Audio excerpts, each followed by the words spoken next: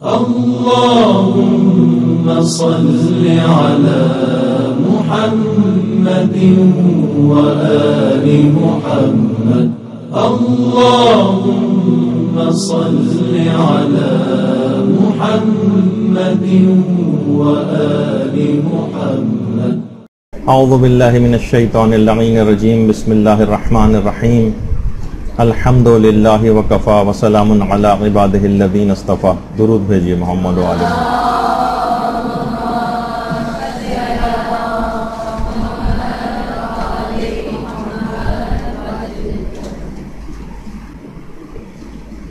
سفر زیارت ایران میں مشہد کی حرم کی کچھ تفصیلات پچھلی دفعہ عرض کی جا رہی تھیں اور براہ راست کسی تمہید میں جائے گفتگو کا آغاز کر دیتے ہیں. پچھلی بار اس بات کا بھی تذکرہ کیا گیا تھا کہ جو فضائل ہیں اور جو برکات ہیں حرم امام رضا علیہ السلام کی. اللہم صلی علی محمد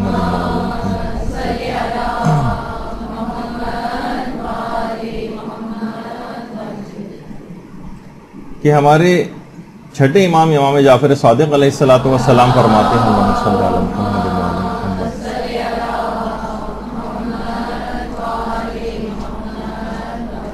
کہ جو بھی میرے پوتے کی خراسان میں زیارت کرے گا قیامت کے دن میں اس کا ہاتھ پکڑ کر جنت میں داخل کروں گا. باقاعدہ چھٹے امام کا یہ جملہ ہے اور کتنا ہی روایات کے اندر یہ بات بھی بیان ہوئی ہے فضائل میں کہ امام رضا علیہ السلام کی زیارت کا ثواب 70,000 ایسے شہداء کے برابر ہیں جو رسول اللہ کے لشکر میں شامل ہو کر شہید ہوئے ہوں. 70,000 ایسے شہداء کے برابر کہ جو رسول اللہ کے لشکر میں شامل ہو کر شہید ہوئے ہوں. اور بہت سی روایات میں ان زائرین کا ثواب شہداء بدر کے برابر بھی قرار دیا گیا. اور علی ابن مہزیار قمی ہمارے امام محمد تقی علیہ السلام سے روایت نقل کرتے ہیں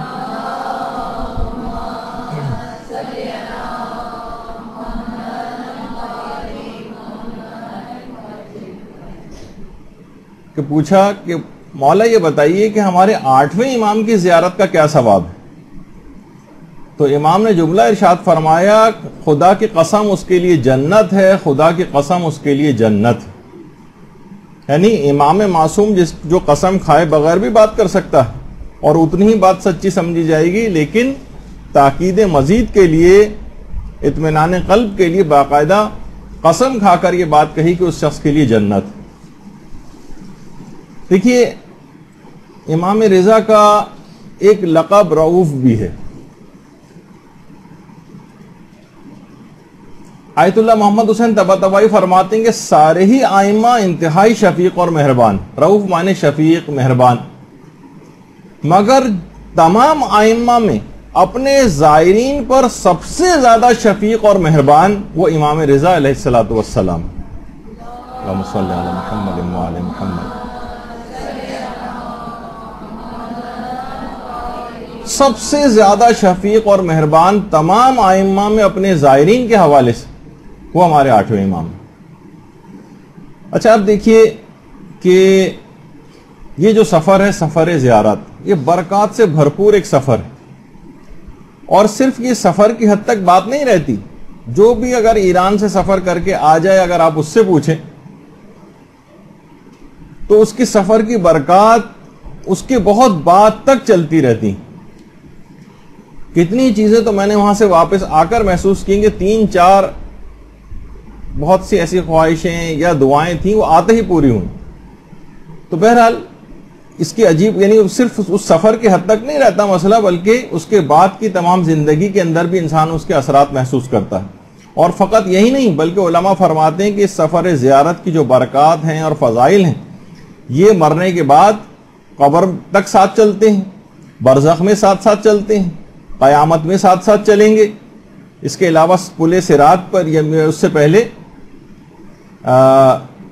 میدان قیامت میں ساتھ چلیں گے، پھر پل صراط پر ساتھ چلیں گے، میزان کے موقع پر، اور یہاں تک کہ انسان جنت میں پہنچ جائے۔ جنت میں جانے کے بعد بھی زیارت امام رضا کا فیض اور برکات وہاں پر انسان محسوس کرے گا، اور اس کو احساس ہوگا کہ ہاں اب تک یہ فضائل میرے ساتھ ساتھ، تو اس وقت اس کو واقعتاً اندازہ ہوگا۔ ہمارے ایک عالم گزرے ہیں حجت الاسلام عبد الباقی شیرازی، بہت ساری زیارات کی کتابوں میں ان کا ایک واقعہ ہے کہ یہ ایک دفعہ نجف سے مشہد گئے تھے زیارت کے لیے۔ یہ خود فرماتے ہیں کہ وہاں جا کر میرے پاس پیسے بالکل ختم ہو گئے، اور میں نے وہاں جا کر توسل کیا امام رضا سے اور کہا کہ مولا میں آپ کا زائر ہوں، آپ سے التجا کرتا ہوں کہ روزانہ کم سے کم اتنا خرچ مجھے دے دیں کہ میرا یہاں پر گزارا ہو جائے، میں یہاں پر مسافر ہوں۔ خود ہمارے ایک دوست ایک دفعہ سفر زیارت پہ کر وہاں جا کر جیب کٹ گئی، تو فرماتے ہیں اس کے بعد انتہائی اطمینان کے ساتھ ایک پیسہ بھی جیب میں نہیں، اور اس کے باوجود سفر زیارت انتہائی آرام اور سکون کے ساتھ کر کے گھر واپس آئے، کسی سے نہ لینے کی ضرورت پیش آئی نہ کچھ، خود بخود کھانے کا ایسا انتظام ہو جاتا تھا، اور کوئی چیز ایسی ان کے پیش ہی نہیں آئی امام رضا کے وسیلے سے اور معصوم قوم کے وسیلے سے کہ ان کو جیب کٹنے کے باوجود بھی کوئی پریشانی کا سامنا کرنا پڑا۔ تو فرماتے ہیں علامہ عبد الباقی شیرازی کہ اتنا میں نے ضرور التجا کی مولا کی ذریعے پر آ کر کہ مولا اتنا ضرور انتظام کر دیجئے کہ میرا خرچ نکل آئے، اور اس کے بعد کوئی عدد بھی انہوں نے بتایا مولا کو کہ روزانہ مولا اتنا انتظام ہو جائے تو میرا گزارا ہو جائے گا۔ کہہ رہے ہیں میں صبح سو کر اٹھا تو دیکھا کمرے میں جتنی مقدار میں نے امام سے التجا کی تھی وہ ایک جگہ پہ رکھی ہوئی۔ اللہم صلی علی محمد۔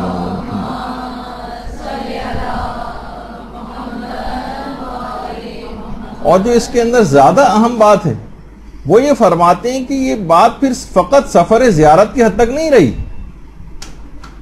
پورے سفر زیارت میں بھی روزانہ سو کے اٹھتا تھا تو دن بھر کے خرچے کے برابر رقم وہاں رکھی ہوتی تھی، اور ان کی وفات تک یہ سلسلہ جاری رہا۔ اس کے بعد وفات تک روزانہ کا جتنا خرچہ تھا، یعنی فقط صرف سفر زیارت کی بات نہیں تھی، اس کے بعد بھی برکات مسلسل جاری رہی۔ تو اچھا اب ضروری نہیں کہ ہر شخص کے پیسے کھو جائیں، ہر شخص کی جیب کٹ جائے اور اسی قسم کے واقعات ہی ہوں، بلکہ زندگی کی بہت ساری سہولتیں، زندگی کے اندر بہت ساری آسانیاں، بہت ساری برکات، بہت ساری توفیقات آپ محسوس ایک کرتا ہے زائر، اگر واقعی اس کے اندر اس کی فطرت پائی جاتی ہے کہ وہ اس کرم کو، امام کے جیسے پچھلی دفعہ کہا تھا نا محمد حسین طباطبائی کے حوالے سے، کہ ان کا الطاف و کرم محسوس کیا جا سکتا ہے کہ یہ امام رضا کی وجہ سے میرا یہ فلاں کام ہوا ہے۔ تو بہرحال تمام مومنین کو چاہیے اس لحاظ سے جتنے بھی زائرین ہیں، اور خاص طور پر جو خود امام کی اولاد میں سے جتنے بھی رضوی ہیں، سادات رضوی، ان کو تو اپنی اس نسبت کا علی الخصوص بہت احترام کرنا چاہیے۔ اچھا امام رضا کی فقط ایک ہی اولاد تھی، امام محمد تقی علیہ السلام، تو اس لحاظ سے جتنے بھی سادات رضوی ہیں اصل میں وہ سب کے سب سادات تقوی ہیں، یعنی اگر وہ اپنے آپ کو سادات تقوی بھی کہیں تو بالکل صحیح ہے، جتنے رضوی ہیں وہ سب تقوی ہیں۔ تو بہرحال کچھ روایات میں البتہ 8ویں امام کی کچھ اولادوں کا تذکرہ آیا ہے کچھ ضعیف روایات وغیرہ کے اندر، لیکن علماء کا زیادہ رجحان یہ کہ فقط ایک ہی ان کی اولاد تھی 8ویں امام کی، تو اس لحاظ سے سارے کے سارے تقوی سادات۔ تو اچھا اب جتنے بھی زائرین ہیں ان کے دل میں ایک سوال اٹھتا ہے، ہمیں یہ کیسے پتہ چلے کہ امام کے نزدیک ہماری قدر و منزلت کیا ہے؟ کیسے پتہ چلے؟ بھائی ہم تو بہت محبت میں جا رہے ہیں، بڑا محسوس کرتے ہیں ان کے لیے، کیسے پتہ چلے کہ امام کے نزدیک ہماری قدر و منزلت کیا ہے؟ باقاعدہ ارشاد القلوب کے اندر ہے یہ بات، اس کی پہلی جلد میں، کہ یہی سوال ہمارے 8ویں امام علی رضا علیہ الصلوۃ والسلام سے پوچھا گیا۔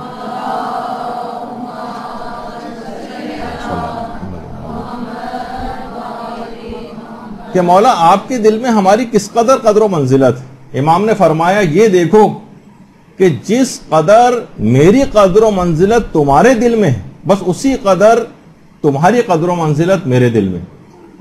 علماء نے فرمایا اگر آپ صرف زبانی اظہار محبت امام سے کریں گے، عمل اور اطاعت سے اس کا اظہار نہیں کریں گے، تو آپ خود سمجھ جائیں کہ اس کا مطلب ہے کہ ہم امام کی وہ اس قدر و منزلت کے قائل نہیں ہیں کہ ان کی اطاعت کی جائے. اور پھر امام نے بھی اس کا اصول بتا دیا، جب آپ کا صرف زبانی کلامی حد تک ہے تو پھر امام سے بھی کوئی آپ ایسی توقع نہ کریں. امام نے کہا جس قدر و منزلت تمہارے دل کے اندر ہے، اور عمل سے یعنی تمہارا ظاہر قدر و منزلت کا اظہار اور محبت کا اظہار عمل سے ہوتا ہے انسان کی. مثلا کوئی نافرمان بیٹا ہے، وہ اپنے باپ کو بہت اچھے القابات سے یاد کرتا رہے، ابا جان اور والد محترم اور ابا حضور اور پدر بزرگوار، اس طرح کے جتنے بھی چاہیں القابات لگا دیں باپ کے نام کے ساتھ، لیکن کیا ہے کہ باپ کی کوئی بات نہ مانے تو کیا کہا جائے گا کہ یہ باپ سے بہت محبت کرتا ہے، اس کی نگاہ میں باپ کی بڑی قدر و منزلت ہے. قدر و منزلت اطاعت سے پتہ چلتی. وہ اگر مفقود ہے تو اس کا مطلب ہے کہ زائر کی حیثیت بھی امام کے نزدیک کوئی خاص نہیں ہے، کیونکہ یہ زائر خود بھی بس صرف امام کی جا کر صرف القابات کا اظہار کر رہا ہے، چند ایک محبت بھرے جملے وہاں پر کہتا ہے، باقی عمل میں اس کی مخالفت کرتا. اچھا، اب علماء نے ایک چیز اور لکھی. دیکھیں کچھ خواب ایسے ہوتے ہیں، ویسے تو ہماری پوری اس موضوع پر ایک کلاس ہو چکی ہے تقریباً 3 گھنٹے کی، اس میں بہت ساری خوابوں کی تعبیر کے حوالے سے چیزیں بیان کی گئی ہیں. تو بعض اوقات زیارت پر جانے کی خوشخبری خوابوں کے ذریعے بھی یا باقاعدہ کوئی الہامی طور پر بھی بتائی جاتی. ہمارے چھٹے امام جعفر صادق علیہ الصلوۃ والسلام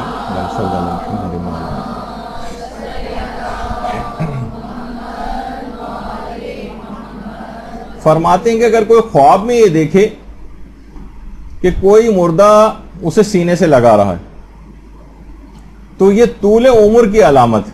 اس کا مطلب ہے کہ اس کی جو یہ شخص خواب دیکھ رہا ہے کہ مردہ اس کو سینے سے لگا رہا ہے تو اس کا مطلب ہے کہ اس کی عمر بڑھ جائے گی.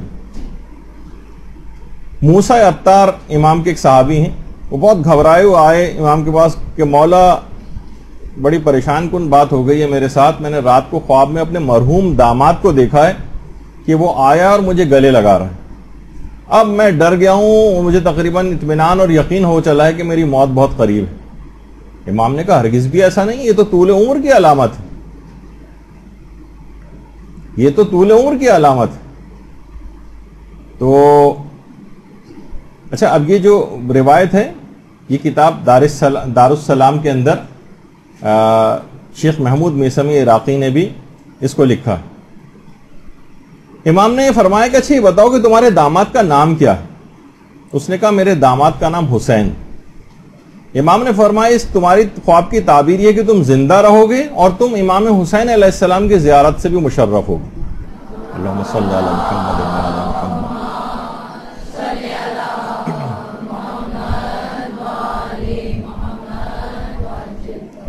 کیونکہ امام نے فرمایا کہ جو بھی امام حسین کے ہم نام کو سینے سے لگاتا اسے ضرور امام حسین علیہ السلام کی زیارت نصیب ہوتی. اور روایت میں آگے انشاءاللہ. تو بہرحال بہت سی دفعہ خوابوں کے ذریعے بھی اس طرح سے ہوتا ہے. اچھا، ایک چیز اور کہ بہرحال اگر کسی شخص کی حیثیت ہو تو اسے چاہیے کہ سفر زیارت پر دیگر افراد کو بھی ساتھ لے کر جائے. اس کے بھی بہت فضائل ہیں. اور آیت اللہ بہجت تو ایک جملہ اور فرماتے تھے کہ اگر ممکن ہو تو ضرور اوروں کو اپنے ساتھ لے جایا جائے. وہ خود فرماتے ہیں کہ میں نے اپنے ایک پڑوسی کو خواب میں دیکھا تھا جو کہ مرنے کے بعد بہت ہی نورانی ہو گیا تھا. میں نے خواب میں حیران ہو کر اس کی وجہ پوچھی کہ تمہارے اتنے زیادہ نورانی ہونے کی وجہ کیا ہے؟ اس نے کہا کہ میں دوسروں کو اپنے ساتھ سفر زیارت پہ ساتھ لے جایا کرتا تھا، اس وجہ سے مجھے یہاں پر بہت ہی زیادہ نورانی کر دیا گیا. تو دیکھا آپ نے کہ اتنا عظیم ثواب ہے. مومنین اور مومنات کو بھی اپنے طور پر یہ چاہیے کہ باقاعدہ ایک فنڈ کوئی بنائیں، کوئی پول بنائیں. ہر شخص ظاہر ہے کہ اتنا زیادہ آج کل اخراجات ہو گئے ہیں، ایک ہی آدمی افورڈ نہیں کر سکتا، لیکن بہت سارے لوگ تو یہ ایسا کر سکتے ہیں نا، جب ایک باقاعدہ ایک پول بنائیں باقاعدہ کہ جس کے اوپر زیارات پہ پیسے جمع کر کے کسی شخص کو بھیجا جائے، عمرے کے اوپر بھیجا جائے، حج بھی اگر کروانا ہے تو اس لحاظ سے، کیونکہ ثواب بھی کتنا زیادہ ہے. مثلا آپ نے پچھلی دفعہ ہی سنا تھا کہ جناب 70 حج اور 7,000 حج اور 70,000 حج، اور بہت سی روایات میں تو 7 لاکھ حج بھی بتایا گیا ہے. جنت اس پر واجب ہو جاتی ہے، امام اس کا ہاتھ پکڑ کر جنت میں داخل کریں گے، ہر مشکل موقع پر اس کی مدد کی جائے گی، ہزاروں عمروں کا ثواب ملے گا، ہزاروں شہیدوں کے برابر ثواب ملے گا، ہزاروں صدیقین کے برابر ثواب ملے گا. اتنے زیادہ ثوابوں کے لیے انسان تھوڑا سا پیسہ خرچ نہیں کر سکتا. باقاعدہ چند افراد، 10 خواتین، 8 خواتین، 15 خواتین، مرد حضرات اس طرح سے باقاعدہ ایک وہ بنا سکتے ہیں، سال میں کوئی ایک دفعہ یعنی دیگر نیک کاموں کے ساتھ ایک نیک کام اس کو بھی قرار دیں اگر، تو بہت ہی اچھا اور ثواب والا اور بے انتہا. کیونکہ دیکھیے وہاں پر کتنے عرصے ہمیشہ کی ایک زندگی گزارنی، اس کے لیے بہت زیادہ راہ چاہیے کہ کتنا بھی اگر وہ لے جائے گا وہاں پر اپنے ساتھ نامہ اعمال میں نیکیاں، تب بھی ان کو بہت کم سمجھے گا وہاں پر کہ جس اعتبار سے اس کو ضرورت ہوگی. تو علی الخصوص اس لحاظ سے اس کی بڑی تاکید آئی ہے. اور آیت اللہ مرزا علی یہ مشہد کے ایک مجتہد گزرے ہیں، وہ کہتے ہیں کہ میں تو رسول اور ائمہ کی طرف کی نیابت میں زیارات جو ہے وہ کیا کرتا تھا.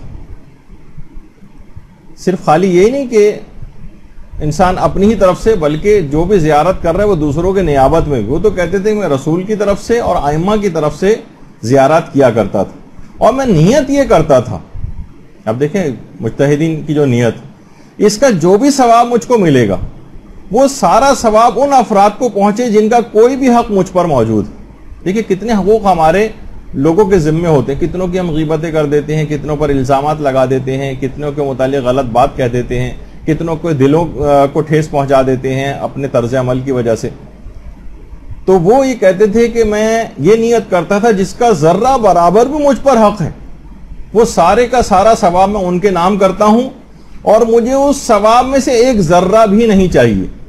اگرچہ ان کے کہنے سے فرق نہیں پڑتا، بلکہ روایات میں تو یہ بات ہے کہ جو دوسرے کے لیے اس انداز سے ثواب کا کام کرتا ہے اس کے لیے دگنا اجر، بلکہ اس سے بھی کہیں زیادہ اجر جو ہے اس کو دیا جاتا ہے. تو اب دیکھیے افراد ایسے جن کے ہم نے حقوق تلف کر دیے ہیں، یا ان کے حقوق کو ہم نے مار لیے ہیں، یا ان کے حق کو کوئی نقصان پہنچا ہے، کل کو قیامت کے میدان میں لوگ پکڑ لیں گے ہمیں آ کر. تو اتنا زیادہ آپ کے پاس اسٹینڈ بائی میں ثواب جو ہے وہ رہنا چاہیے کہ وہاں سے آپ نکال کر ان کو دیا جا سکے، ان کو خوش کیا جا سکے، ان کو راضی کیا جا سکے. تو اس لحاظ سے مرحومین کی نیابت میں بھی زیارت کا بہت زیادہ ثواب ہے، اور لازمی ہے کہ جو شخص بھی زیارت کے لیے جائے وہ اپنے مرحوم کو، بلکہ تمام مرحومین کے لیے، حضرت آدم سے لے کر قیامت تک کے تمام مومنین جو ہیں ان کے نام بھی آپ اس ثواب کو کر سکتی ہیں. آیت اللہ شیخ کاظم شیرازی یہ جو تھے یہ آیت اللہ بہجت کے استاد تھے. یہ انہوں نے اپنے ایک مرحوم دوست کو خواب میں دیکھا کہ بہت عظیم محلات کے سامنے کھڑا ہوا. دیکھیے بالکل مجتہدین جو بات بیان کرتے ہیں اوتھینٹک، اور خود عرفا خود جو ان کے استاد تھے، سوچیے کہ آیت اللہ بہجت کے انہوں نے اپنے مرحوم دوست کو خواب میں دیکھا کہ عظیم محلات کے سامنے کھڑا ہوا ہے. وہ حیران ہوئے کہ یہ کس کے محلات ہیں اور تم یہاں کیسے کھڑے ہوئے؟ اس نے کہا یہ میرے محلات ہیں. کہا کون سا ایسا عمل کیا تم نے ایسا کیا تھا کہ جس کی بنا پر اتنے عظیم محلات تمہیں دیے گئے ہیں؟ کہا یہ صرف چند عراقی سکے خرچ کرنے کی وجہ سے مجھ کو یہ محلات ملے. کہنے لگا کہ جب میں ایک دفعہ حرم امیر المومنین علیہ الصلوۃ والسلام زیارت کے لیے گیا، اللہم صلی علی محمد وعلی محمد،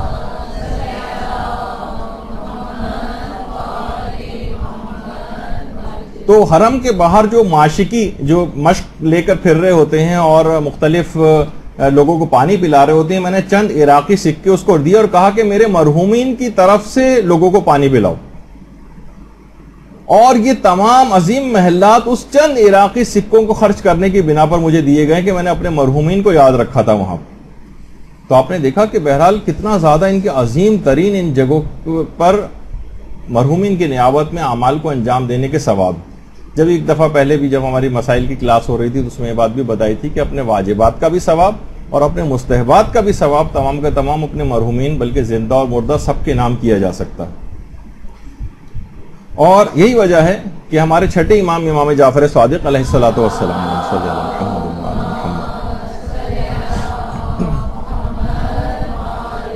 روزانہ 100 مرتبہ استغفار اپنے شیعوں کی طرف سے کیا کرتے تھے. استغفار کی تسبیح امام پڑھتے تھے اپنے شیعوں کی طرف سے, کہ بہت سے لوگ ہو سکتا ہے استغفار اور توبہ کی طرف مائل نہ ہوں, میں ان کی طرف سے تسبیح پڑھ رہا ہوں. تو بہرحال اپنے مرحومین کے لیے اور زندوں کے لیے بھی کیا جا سکتا ہے اس طرح سے. دیکھیں سفر زیارت جب بھی انسان کرتا ہے, بہرحال کتنا ہی پرآسائش سفر کیوں نہ ہو, اس کے اندر زحمتیں تو بہت ہوتی ہیں, لیکن یہ بات یاد رکھ لیجئے کہ ابتدا ہی سے ثواب شروع ہو جاتا ہے. سفر زیارت کی ابتدا ہی سے, یعنی ابھی آپ سفر زیارت پر گئے نہیں ہیں, ابھی صرف پاسپورٹ جمع کرانے جا رہے ہیں, ابھی صرف مثلا بینک ڈراٹ بنا کے جمع کرانے جا رہے ہیں, ابھی صرف مثلا بعض اوقات بلڈ ٹیسٹ کروانے پڑتے ہیں سفر زیارت ایران کے لیے علی الخصوص, وہ آپ کرانے جا رہے ہیں, اپلیکیشن فارم آپ بھر رہے ہیں, کچھ سامان خرید رہے ہیں سفر کے لیے, وہیں سے ہی ابتدا ہو جائے گی فوائد کی. جیسے کہ روایات میں حج کے سفر کے لیے بھی ملتا ہے کہ حاجی صرف اپنا سامان اٹھا کے ادھر سے ادھر رکھ رہا ہوتا ہے جس وقت, اس وقت سے ہی اس کا اجر ملنا شروع ہو جاتا ہے, اس وقت سے ہی. تو سوچیے کہ جو بھی شخص زیارت کی خاطر سفر کرتا ہے, تو روایت میں یہ ہے کہ ہمارے امام رضا علیہ الصلوۃ والسلام نے اس کا جو ثواب بتایا ہے, اللہم صلی علی محمد و علی محمد,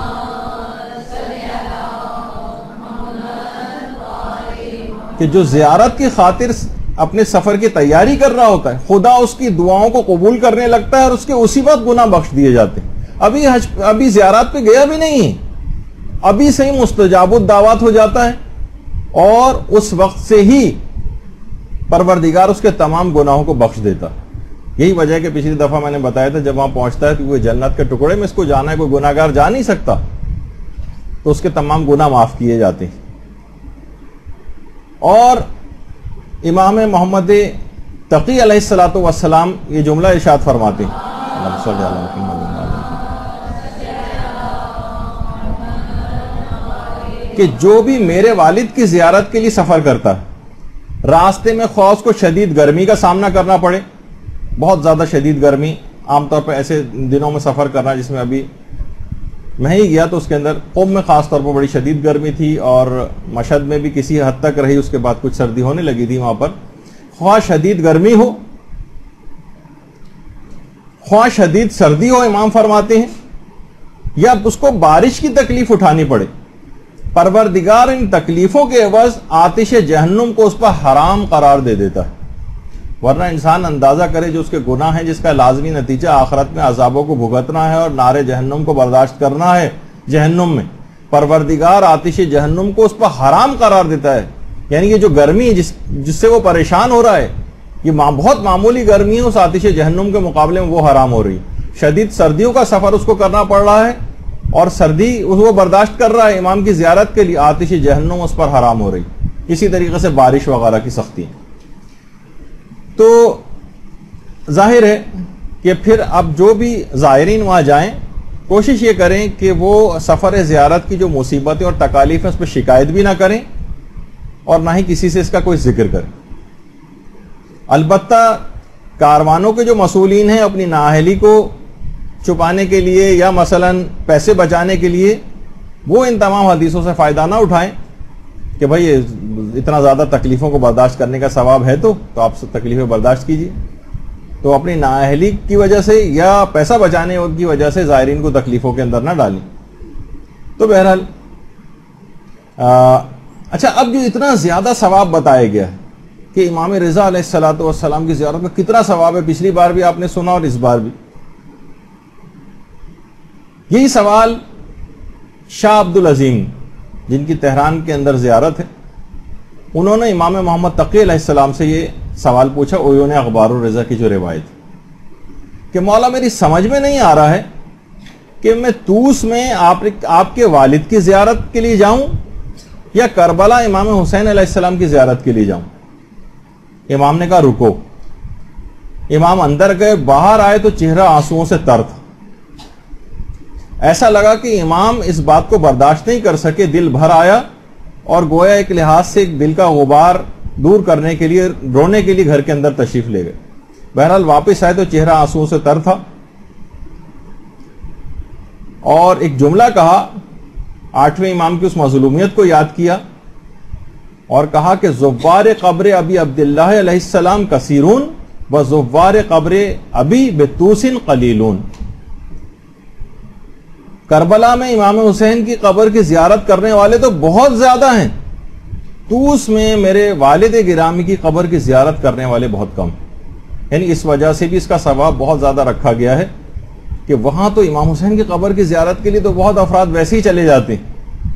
لیکن اب تو خیر خدا کا شکر ہے ماشاءاللہ کہ کتنے زیادہ حکومت اسلامی قائم ہونے کی وجہ سے اور وہاں پر صاحبان ایمان کے مسلسل جانے کی وجہ سے بہت زیادہ مجمع آپ کو نظر آتا ہے. لیکن ایک زمانہ تھا کہ وہاں پر لوگ جایا نہیں کرتے تھے، تو اس لحاظ سے اس کا ثواب بہت زیادہ بیان کیا گیا. اور علی ابن مہزیار کی جو روایت ہے اس میں تو یہاں تک بات بیان کی گئی ہے کہ امام حسین کی زیارت تو سبھی کرتے ہیں، امام نے فرمایا، مگر میرے والد کی زیارت خاص لوگ کرتے ہیں، خاص لوگ ہی میرے والد کی قبر کی زیارت کے لیے جاتے ہیں. اور سب سے زیادہ جو ثواب ہے وہ امام رضا کی زیارت کا ثواب وہ رجب کے مہینے میں بہت زیادہ ثواب ہے. اچھا اب آ جائیے یہ فضائل کا کچھ تذکرہ کرنے کے بعد، پچھلی بار بھی بیان ہوا تھا کہ داخل حرم ہونے کے بعد کچھ اعمال کو انجام دینا. تو دیکھیے سب سے پہلے تو جانے سے پہلے ایک بات کا خاص خیال رکھنا چاہیے کہ انسان جب بھی کبھی سفر پر جائے، جو سفر کے احکامات ہیں اور خاص طور پر کیونکہ یہ تو زیارت کا سفر ہے، اس کے کچھ مخصوص احکام بھی ہیں، ان کو سیکھ کر جائے. احکامات فقہی جو ہیں، کتنے دن کا قیام ہوگا، کس شہر میں کتنے دن کا قیام ہوگا، نماز کیسے پڑھنا پڑے گی، روزے کیسے روزہ رکھ سکتے ہیں نہیں رکھ سکتے، بہت سی جگہوں پہ رکھنے کی اجازت ہے، حاجت کے روزے، بہت سے سفروں مقدس سفر جو ہوتے ہیں اس کے اندر واجب روزوں کا مسئلہ کیا ہوگا اور مستحب روزوں کا مسئلہ کیا ہوگا، یا نظر کر کے اپنے اوپر واجب کر کے وہاں روزے رکھے جا سکتے ہیں نہیں رکھے جا سکتے. بہت ساری چیزیں ایسی ہیں کہ جن کے احکامات بالکل الگ سے ہیں. اور اسی لحاظ سے پردے کے بھی بہت خواتین کے احکامات ہیں، اور اس کا بھی خیال رکھنا چاہیے کہ سفر زیارت کے اعتبار سے دیکھیے وہاں پہ باقاعدہ بورڈ بھی لگے ہوئے ہیں بہت سی ساری جگہوں پہ خواتین کے لیے کہ آپ کے لیے حجاب کرنا واجب ہے، جبکہ زیارت آپ کے لیے کرنا مستحب. اگر اس سفر زیارت کے اندر آپ اسی طریقے سے اگر اپنے وطن میں ہوتی تو شاید اتنی بے پردگی نہ ہوتی، لیکن یہاں آ کر اگر اتنی بے پردگی کا مظاہرہ کیا جا رہا ہے تو بہتر تھا کہ آپ اپنے وطن میں رہتی. تو بہرحال حفاظت حجاب یہ آپ کے لیے کرنا واجب ہے، جبکہ سفر زیارت آپ کے لیے مستحب ہے. احساس دلانے کے لیے بہت ساری چیزیں. اور پچھلی بار بھی یہ بات بیان ہوئی تھی کہ جو حالت نجاست میں ہیں ان کو علی الخصوص بہت احتیاط کرنی چاہیے. روایت کے اندر ملتا ہے کہ ایک شخص ہمارے چوتھے امام کے پاس حالت نجاست میں آ گیا تو امام بہت زیادہ ناراض ہوئے اور اس کے سلام کا جواب دینے کے بعد فرمایا کہ تجھے شرم نہیں آتی کہ اس حالت میں تو امام معصوم کے پاس چلا آ رہا ہے. تو یہی وجہ ہے کہ ہمارے نظریہ بھی ہے کہ امام کی زندگی اور موت کا اس لحاظ سے کوئی فرق نہیں، تو وہاں پہ بھی انسان اس حالت کے اندر نہ جائے. روایات میں یہ چیز آتی ہے کہ ان کی نجاستوں کی وجہ سے وہاں پر موجود ملائکہ متنفر ہوتے ہیں. یہی وجہ ہے کہ جو محتضر کے احکام ہے کہ جو حالت احتضار میں جس کے انتقال ہونے والا ہو تو وہاں پر اس کے پاس ملائکہ آ رہے ہوتے ہیں، تو اس وقت کسی بھی حائضہ کے لیے یا جنوب شخص کے لیے اس کے لیے ہے کہ اس کو وہاں سے ہٹا دیا جائے، یا کوئی کافر وغیرہ بھی وہاں پر نہ ہو. میرے یہ قریبی رشتہ دار تھے، جب ان کا انتقال ہونے والا تھا تو اتفاق سے ہاسپٹل میں جس جگہ پہ تھے وہاں جو کافر یا جس کو عیسائی وغیرہ جو آپ کو پتہ ہے کہ وارڈ بوائے نرسز اس طرح سے ہوتے ہیں، ایک کے متعلق مجھے پتا تھا تو میں نے کسی بہانے سے، کیونکہ ان کا حالت احتضار تھا، کسی بہانے سے اس کو وہاں سے بھیج دیا کیونکہ ملائکہ متنفر ہوتے ہیں. تو بہرحال ان چیزوں کا خاص طور پر خیال رکھا جائے. اچھا اسی طرح سے یہ بھی بات پچھلی مرتبہ بیان ہوئی تھی کہ وہاں پر جا کر زیارت امین اللہ کا بہت زیادہ ثواب ہے پڑھنے کا. آیت اللہ سید عبد الکریم کشمیری عمومی زندگی میں کہتے تھے کہ میں اتنی مرتبہ زیارت امین اللہ پڑھتا ہوں کہ ہر شخص کو تقریباً زبانی یاد ہو جانی چاہیے. تو بہت زیادہ اتنی بڑی بھی نہیں ہے، بہت مختصر سی زیارت ہے. وہ فرماتے تھے کہ عمومی زندگی میں اتنی مرتبہ میں زیارت امین اللہ کو پڑھتا ہوں کہ سونے کی حالت میں، حالت خواب میں بھی میں زیارت امین اللہ پڑھ رہا ہوتا ہوں. یعنی ہر وقت جب زبان کے اوپر رہے. خود میں نے دیکھا کہ میرے ایک رشتہ دار تھے جو بالکل تقریباً کوما جیسی حالت کے اندر جو ہے چلے گئے تھے، لیکن کیا تھے کہ عمومی زندگی میں جتنی بھی تعقیبات وہ پڑھتے تھے وہ ساری تقریباً اس پری کوما جو کنڈیشن تھی، دماغ میں پانی بھرا ہوا تھا ان کی، اس حالت کے اندر بھی نیم بے ہوشی کی حالت میں مسلسل وہ تمام تعقیبات زبان سے پڑھ رہے ہوتے جبکہ حالت ہوش میں نہیں تھے. تو وہ دیکھیں ان تمام چیزوں کا فائدہ مرتے وقت ہوتا ہے کہ جو چیز جو ہر وقت دماغ اور زبان کے اوپر رہتی ہے وہی مرتے وقت اس کی زبان کے اوپر بھی آتی ہے. حتیٰ کہ میں نے سنتا تھا ان کے قریب کان لے جا کے جو ہے ان کی زبان پہ دعا امام زمانہ ہو رہی ہوتی تھی، تعقیبات جو وہ پڑھا کرتے تھے وہ ہو رہی، تو بڑی حیرانگی کی بات لگتی تھی. اور ایک پیغام بھی تھا ہمارے لیے کہ ہمیں عمومی زندگی میں اتنے زیادہ اذکار ہماری زبان پہ جاری رہنے چاہیے جو حالت احتضار اور مرتے وقت بھی وہی ہماری زبان کے اوپر جاری ہو جائیں. اور یہی وجہ ہے کہ روایت میں چیز آئی ہے کہ ہمارے چوتھے امام حالت احتضار میں سورہ واقعہ کی تلاوت کر رہے تھے. اتنا زیادہ سورہ واقعہ پڑھتے تھے کہ حالت احتضار میں بھی زبان کے اوپر سورہ واقعہ تھی. اچھا، زیارت امین اللہ کے پاس جو اور چیزیں پڑھنے کی ہیں وہاں پر، اس میں ایک نماز جعفر طیار ہے. باقاعدہ بہار الانوار میں ہے کہ جو بھی شخص امام رضا کی یا کسی بھی امام کی زیارت کے لیے جائے اور وہاں جا کر ان کے حرم میں نماز جعفر طیار پڑھے تو ہر رکعت کے بدلے 1000 حج، 1000 عمرے، 1000 غلام راہ خدا میں آزاد کرنے کا ثواب اور 1000 ملک یعنی 1000 پراپرٹیز راہ خدا اور راہ رسول میں وقف کرنے کا ثواب اس کو ملتا ہے. یعنی اگر 4 رکعت کی نماز ہر رکعت کے بدلے تھا، اس کا مطلب کیا ہوا؟ 4 رکعت ہی اگر نماز ہے تو اس کو 4000 حج کا ثواب ملے گا، 4000 عمرے کا ثواب ملے گا، 4000 غلام آزاد کرنے کا ثواب ملے گا اور 4000 پراپرٹیز کو خرید کر راہ خدا میں وقف کرنے کا ثواب ملے گا. نماز جعفر طیار حرموں کے اندر پڑھنے کی اتنی زیادہ تاکید ہے. تو وہاں جا کر اس کو انسان فراموش نہ کرے اور یہاں سے سیکھ کر جائے کہ نماز جعفر طیار کس طرح سے پڑھی جاتی ہے. اسی طریقے سے ایک چیز اور علل خصوص کہ امام کی جب آپ وہاں جا کر زیارت کریں اور اس کے بعد نماز زیارت پڑھیں، نماز زیارت کا جو قنوت ہے اس کی دعا لازمی قبول ہوتی ہے، لازمی. ہمارے امام علی نقی علیہ السلام کا جو روایت ہے، اللہم صلی علی محمد و علی محمد،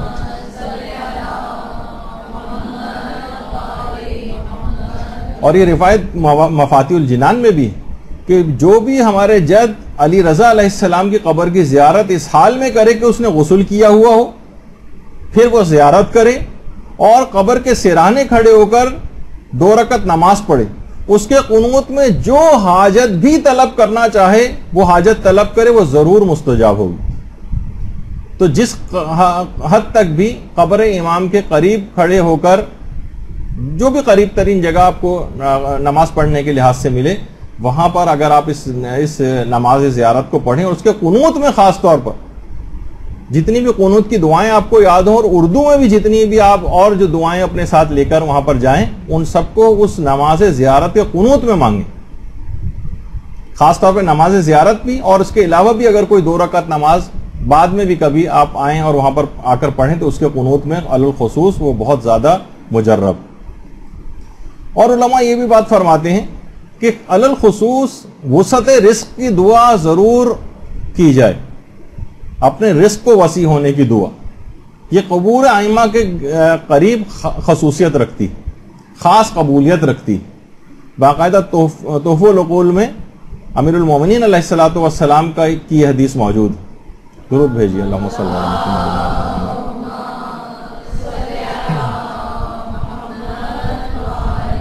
امام فرماتے ہیں کہ اہل مزار اور اہل قبور جو ہیں تمہاری زیارت کرنے سے خوش ہوتے ہیں، ان کی قبروں کے نزدیک کھڑے ہو کر اپنے لیے طلب رزق کی دعا کیا کرو.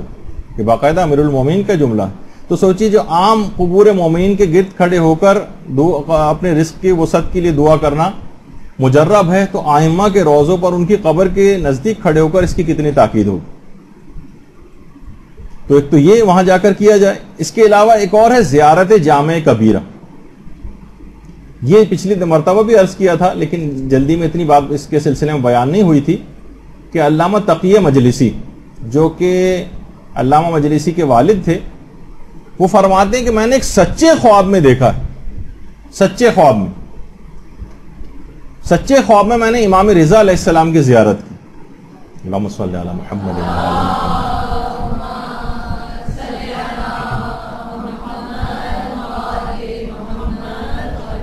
اور خواب میں زیارت جامع کبیرہ پڑھ رہا تھا.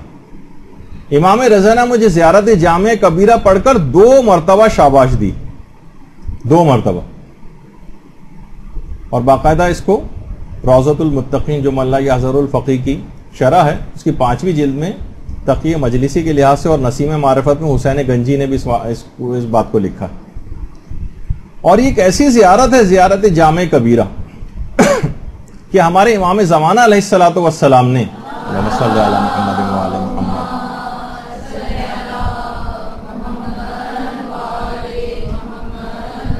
اس زیارت کو پڑھ کر جو شخص پڑھ رہا تھا اس کو سن کر امام زمانہ نے جملے ارشاد فرمائے ہیں کہ نعمت زیارت ہذہ, کتنی اچھی زیارت ہے زیارت جامع کبیرہ کے لیے.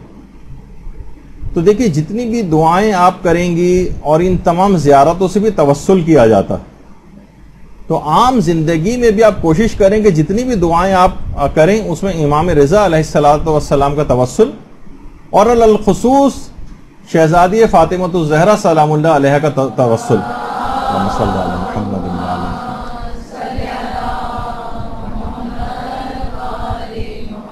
شہزادی کا توسل ہر وقت اور ہر جگہ مجرب, جب بھی چاہیں کرنا چاہیں. خود میرے اپنے ایک دوست جو تقریباً 40 سال سے مجالس پڑھ رہے ہیں, انتہائی متقی اور پرہیزگار بھی ہیں اور غیر سید بھی, کہتے ہیں کہ سندھ میں ایک دفعہ میں گیا تھا مجالس پڑھنے کے لیے. وہاں پر تقریباً ایسی کوئی 2,500-3 ہزار کے قریب کا مجمع ہوتا تھا. تو دوران تقریر ایک سوال آ گیا ان کے پاس تحریری کہ سیدانی کا غیر سید سے شادی کا کیا مسئلہ ہے, جائز ہے یا جائز نہیں. ظاہر ہے کہ جو کوئی فقہی مسئلہ ہے انہوں نے بتایا لوگوں کو, سارے مجتہدین کا یہ نظریہ ہے کہ بالکل جائز ہے. لیکن اس کو یہاں پر پاکستان کے اندر اور انڈیا میں بھی کسی حد تک کافی اس کو اپنے عزت و وقار کا مسئلہ بیان, غیرت کا مسئلہ بنایا جاتا ہے, جس کے نتیجے میں بہت زیادہ مفاسد بھی, جس میں ہماری تفصیل سے گفتگو بھی ہو چکی ہے. کہہ رہے ہیں بہرحال میں نے دوران تقریر صحیح مسئلہ لوگوں کو بتایا, فتوے وغیرہ بتائے اور جو اس کے دلائل ہیں وہ ذکر کیے, تو مجمع سے لوگ کھڑے ہو گئے اور باقاعدہ مجلس کے درمیان میں ہی سوال و جواب, یعنی مجلس رک گئی اور سوال و جواب ہونے لگے اور ایک مناظرے کی سی کیفیت ہو گئی. خیر کسی طریقے سے بہرحال وہ مجلس ختم ہوئی. بانی مجلس بھی کہنے لگے کہ بہت زیادہ ان کے اوپر ناراض ہوئے کہ آپ نے کیوں اس قسم کے مسئلے کا جواب دیا. کہہ رہے ہیں بہرحال ایک فقہی مسئلہ تھا, یہ بیچ میں آ گیا تھا, سوال پوچھا گیا تھا اور کوئی اس میں نے غلط بات بھی نہیں کی, اس لوگوں کو حق بات بتائی ہے, تو لوگ چلے گئے. کہہ رہے ہیں اب اگلے دن جب میں گیا جہاں 2,500-3 ہزار کا مجمع تھا, تو اور صرف مجلس شروع ہونے میں 5-7 منٹ رہ گئے تھے اور صرف 4 یا 5 افراد تھے, باقی تقریباً سب افراد ایسا لگا کہ بائیکاٹ کر گئے ہیں اور مجلس کے اندر نہیں آئے. کہنے میں نے اسی وقت شہزادی فاطمہ الزہرا سلام اللہ علیہ سے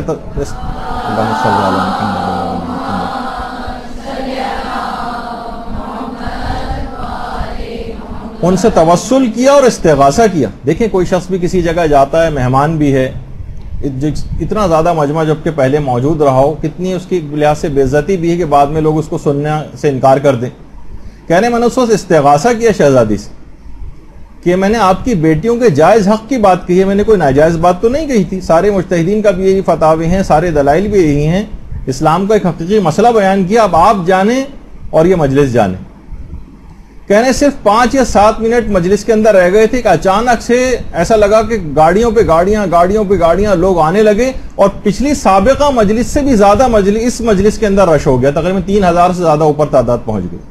کہنے تقریباً معجزے جیسی یہ کیفیت ہوئی کہ شہزادی کو صرف 5 یا 7 منٹ پہلے جب 5 افراد بیٹھے ہوئے تھے, وہاں 3,000 سے زیادہ متجاوز ہو گئی چند منٹوں کے بعد ہی تعداد لوگوں. اللہم صلی علی محمد.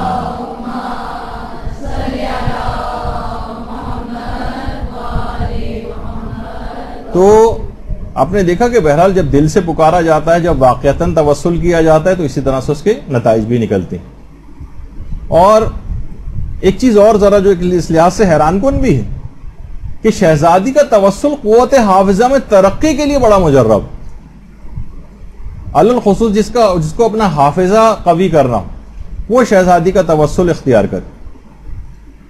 شیخ علی میر خلف زادہ ایک عالم دین ہے, یہ خود فرماتے ہیں کہ میرا حافظہ بہت کمزور تھا، سخت پریشان تھا. ہر ایک عالم دین جو دین کے لیے کام کر رہا ہے اس کا حافظہ ہی اس کا ساتھ نہ دے تو کس طرح سے مطالب کو یاد کرے گا، مسائل کو یاد کرے گا، کتنی باتیں اس کو ہر وقت اس کی زبان کی نوک کے اوپر رہنی چاہیے. لوگ سوالات کرتے ہیں فوراً جواب دے. حافظہ بڑا کمزور تھا.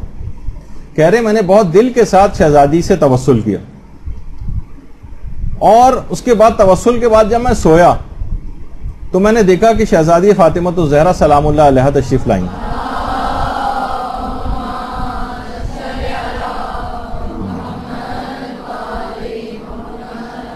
اور کیونکہ خود غیر سید تھے تو پردے کے پیچھے سے مجھ سے دریافت کیا شہزادی نے کہ تمہاری کیا حاجت ہے.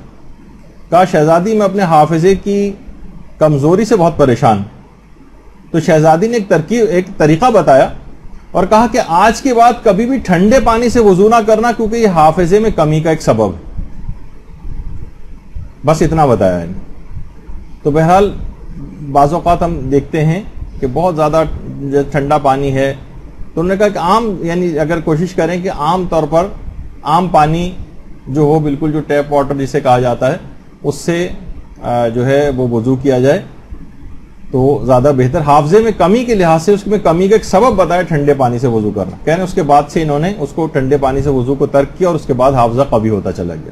تو بہرحال ہمیں تو اس لحاظ سے ایک آپ کو اس طریقے کے کار کے اعتبار سے کہ شہزادی سے کبھی بھی توسل کیا جائے. الخصوص یہ بات بہت مشہور ہے کہ حافظے میں کسی کو کمی ہو تو وہ شہزادی سے توسل کرے. اچھا دیکھیے ایک اور چیز بہت اہم ہے کہ حافظہ قوی کرنے کے لیے مسائل فقہ کو سیکھنا اس سے حافظہ بہت قوی ہوتا. اور سفر زیارت پر جانے سے پہلے انسان کو چاہیے کہ وہ وضو کو اپنا ٹھیک کرے، اپنی نمازوں کو ٹھیک کرے. نماز جماعت وہاں پڑھنا پڑتی ہیں، مرد پھر بھی نماز جماعت کے مسائل سے واقف ہوتے ہیں. خواتین بہت زیادہ پریشان ہوتی ہیں اور وہاں جا کے نماز جماعت پڑھنا پڑتی ہیں. اور ایرانی خواتین تو نماز جماعت کے مسائل سے بہت زیادہ واقف ہوتی ہیں.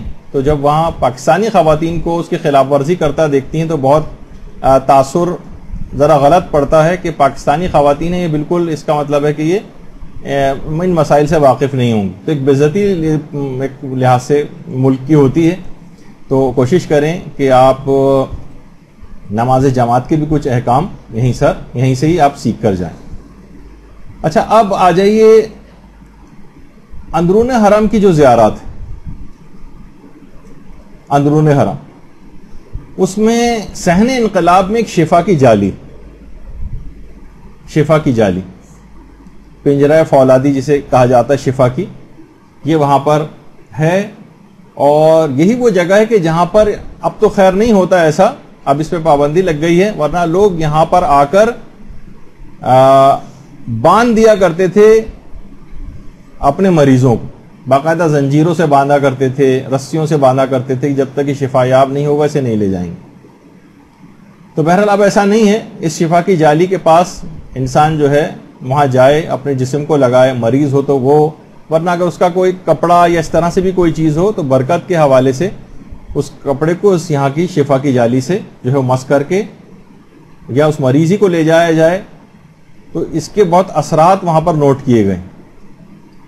بہت زیادہ لوگوں کو شفا ملی ہے. باقاعدہ پوری کتابیں اس چیز کے لیے لکھی گئیں کہ جو مریض وہاں پر آئے ہیں اور ان کو شفا یابی جو ہے وہ ملی. آپ کو یاد ہوگا کہ پچھلی مرتبہ جو ہماری گفتگو ہوئی تھی تو آنے پہلے ایک بات اس میں اور بتا دی جائے کہ عام طور پہ وہاں دیکھنے میں یہ آتا ہے کہ لوگ عام طور پہ وہاں جانے کے بعد بھی وہاں کوئی تالا، کوئی گرا یا کوئی کپڑا یا کوئی ڈوری یا اس طرح کی کوئی چیز باندھتے ہیں. جب آپ خود ہی وہاں پر آ گئے ہیں تو اب ان چیزوں کی کوئی ضرورت نہیں رہی.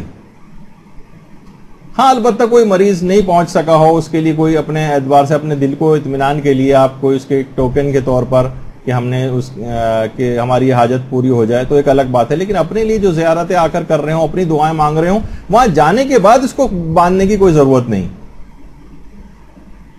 تو پچھلی مرتبہ بھی بات عرض کی تھی کہ محمد حسین طباطبائی نے بات فرمائی تھی کہ حرم امام رضا دارالشفاء آل محمد. یہ آپ کو یاد ہے نا کہ پچھلی مرتبہ بھی یہ بات آئی تھی. تو یہاں پر شفا یابی لوگوں کو بہت ملتی ہے آ کر، اور خود باقاعدہ دارالشفاء امام کے نام سے وہاں پر بہرحال ایک جسمانی تکالیف کے لیے ایک ہاسپٹل یا کلینک وغیرہ بھی جو ہے بنا ہوا ہے. اور یہ بھی انہوں نے کہا تھا کہ امام رضا طبیب الاطباء، اور اس کی وجہ یہ بھی تھی کہ خود طب رضوی کے نام سے آپ نے سنا ہوگا، باقاعدہ طب رضا کے نام سے اردو کے اندر جو ہے وہ کتابیں بھی اویلیبل ہیں کہ جس میں امام نے تمام طریقہ کار بتائے. البتہ اتنا ضرور بتا دیا جائے ان پہ عمل کر سکتے ہیں، کوئی حرج نہیں ہے رجا وغیرہ کی نیت سے. البتہ اس کی زیادہ تر احادیث، بلکہ طب معصومین کی زیادہ تر احادیث ضعیف ہیں، لیکن ان پہ عمل کرنے میں کوئی حرج نہیں ہے. اگر کوئی بظاہر کوئی بڑا نقصان اس سے نہ نظر آ رہا ہو عقلی طور پر، تو ان پر ظاہر ہے وہ ایسی چیزیں اس کے اندر بتائی گئی جس سے عموماً صحت ٹھیک ہوتی. تو اب یہ کوشش کریں گے جب انسان وہاں جا رہا تو اپنی جسمانی بیماریوں کے ساتھ روح کی بیماریوں کی شفا کی دعا بھی لازمی کریں. زیادہ تر لوگ اس سے غافل ہو جاتے ہیں، بس اپنے صرف اور صرف اس مادی جسم جو کہ کچھ سال بعد فنا ہو جائے گا، صرف اس کی شفا یابی کے لیے دعا کرتے ہیں. انسان کی روح جو اس کے ساتھ ہمیشہ رہے گی اور اسی کی بنا پر ہمیشہ کی زندگی کا کیا وہ اگر بیمار ہو گئی اور نقصانات اٹھا کر عالم آخرت کے اندر گئی تو اس کے اثرات پھر ہمیشہ کی زندگی پر نمودار ہوں. انسان کو چاہیے کہ اپنے اندر مثلا حسد کا مرض اس کے اندر پایا جاتا ہے، کینے کا مرض اس کے اندر پایا جاتا ہے، کسی مومن سے دشمنی کا مرض پایا جاتا ہے، ریاکاری کا مرض پایا جاتا ہے، غیر الہی محبتیں ہمارے دل کے اندر بہت جمع ہیں، یہ بیماریاں ہیں. تو روحانی بیماریوں کی شفا یابی کی دعا بھی لازمی کی جائے. روحانی بیماریاں ان کی شفا یابی کی دعا وہ لازمی کی جائے.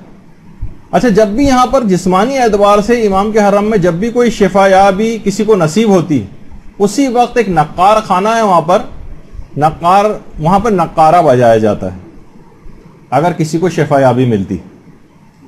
اور پھر اس کے بعد اس کو لے کر باقاعدہ تحقیق کے لیے لے کر جایا جاتا ہے. ایسی فوراً یقین نہیں کیا جاتا، ہو سکتا ہے کوئی جعلی طور پر مشہور ہونے کے لیے ایسا کر رہا ہو. اس کے گھر فون کیے جاتے ہیں، اس کے آفس فون کیے جاتے ہیں، تمام ملنے جلنے والے افراد سے تحقیق ہوتی ہے، جہاں وہ کام کرتا ہے وہاں سے تحقیق ہوتی ہے. اور تحقیق سے جب بات صحیح طور پر ثابت ہو جاتی ہے تو باقاعدہ پھر اس کو ڈاکومنٹ کیا جاتا ہے.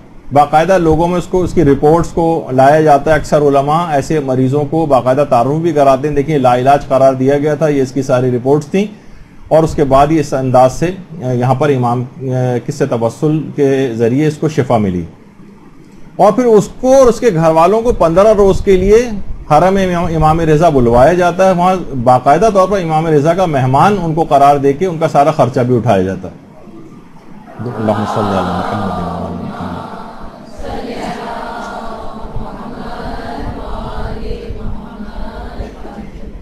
تو کتنے ہی افراد ایسے ہیں کہ جو کہ کسی بیماری کی وجہ سے وہاں تک نہیں جا پاتے. اور باقاعدہ ایک درخواست بھی آپ لوگوں سے کہ ایک عالم دین کے رشتہ دار جو اسی سفر زیارت پہ ہمارے ساتھ 1 سال سے انتظار کر رہے تھے کہ وہ حرم امام رضا جائیں گے، وہ اپنی شدید بیماری کی وجہ سے اس سال نہیں جا سکے اور بہت زار و قطار رو رہے تھے کہ جب کاروان جا رہا تھا وہ نہیں جا سکے تھے. تو آپ سب لوگوں سے ایک درخواست بھی کی گئی ہے ان کے خاندان کی طرف سے کہ طالب علموں کی دعائیں لازمی قبول ہوتی ہیں. تو آپ دعا کیجئے کہ وہ ہمارے برادر سید محمد علی رضوی صاحب وہ جلد از جلد ان کو پروردگار عالم امام رضا کے طفیل اور توسل سے صحت یابی عطا فرمائے اور وہ بہت جلد مکمل طور پر صحت یاب ہو کر انشاءاللہ حرم امام رضا کی زیارت کے لیے اپنے خاندان کے ساتھ تشریف لے جائیں. درود بھیجیے محمد علیہ.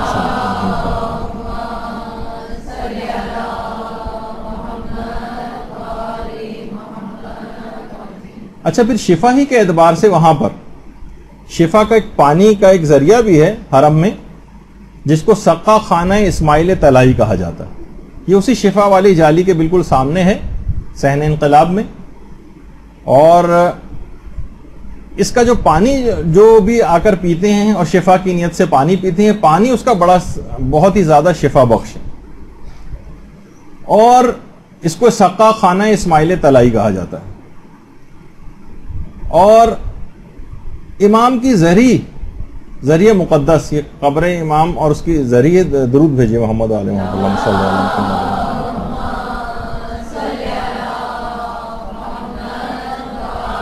اس کے اوپر چاروں کونوں میں آپ کو پھول لگے ہوئے نظر آ رہے ہیں. پھول، یہ پھول امام سے منسوب ہو کر، دیکھیے امام سے منسوب ہر چیز کے اندر شفا یابی آ جاتی. یہ پھول خاص طور پر بے اولاد اور مریضوں کے لیے شفا یابی کے لیے بہت ہی زیادہ مجرب. بہت سارے ایسے افراد ہیں ان پھولوں کے لیے کہ جو بے اولاد اگر کوئی اس پھول کو کھاتا ہے، اس کا ایک خاص طریقہ ہے جو بھی آگے چل کر میں بتا رہا ہوں. تو بہت سارے ایسے افراد جن کو 20 25 سال سے جو بے اولاد تھے، علماء وہاں پر جو موجود ہیں وہ بتاتے ہیں کہ ہم نے اپنی آنکھوں سے دیکھا ہے کہ وہ صاحب اولاد ہوئے.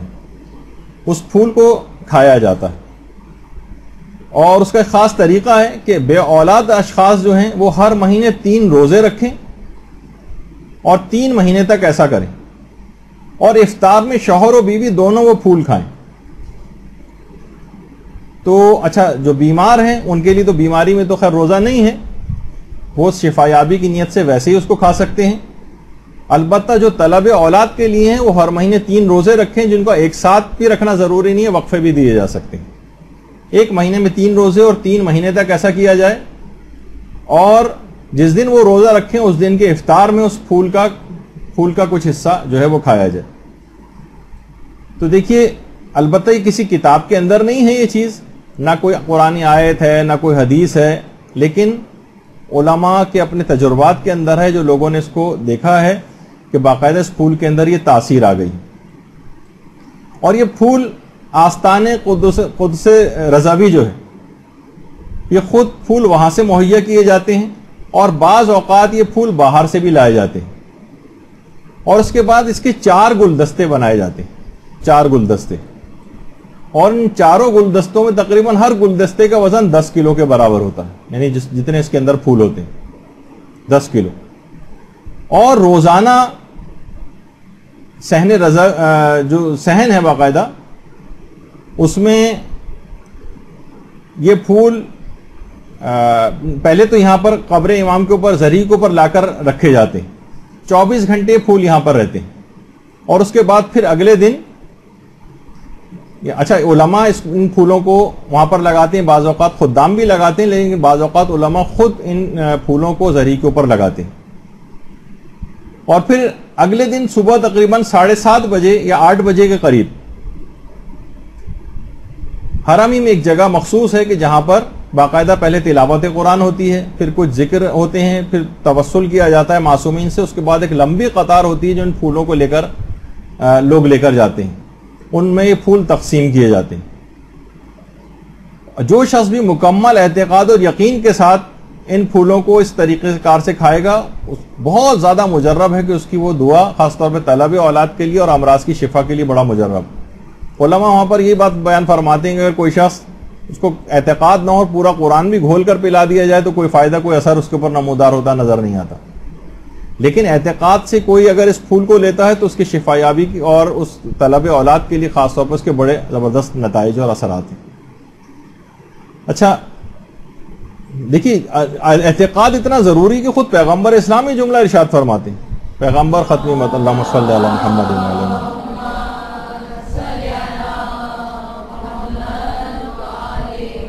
کہ جسے بھی میری شفاعت پر یقین نہ ہو، اعتقاد نہ ہو، اسے خدا میری شفاعت نصیب نہ کرے. تو ہمیں حیران ہونے کی کیا بات ہے کہ اس کے پھول کے اندر یہ والی خصوصیات نہیں آ سکتی. حضرت یوسف کی قمیض سے جب نبی خدا حضرت یعقوب کی آنکھوں پر ان کی قمیض لگائی گئی تھی تو کیا بینائی ان کی واپس نہیں آ گئی تھی؟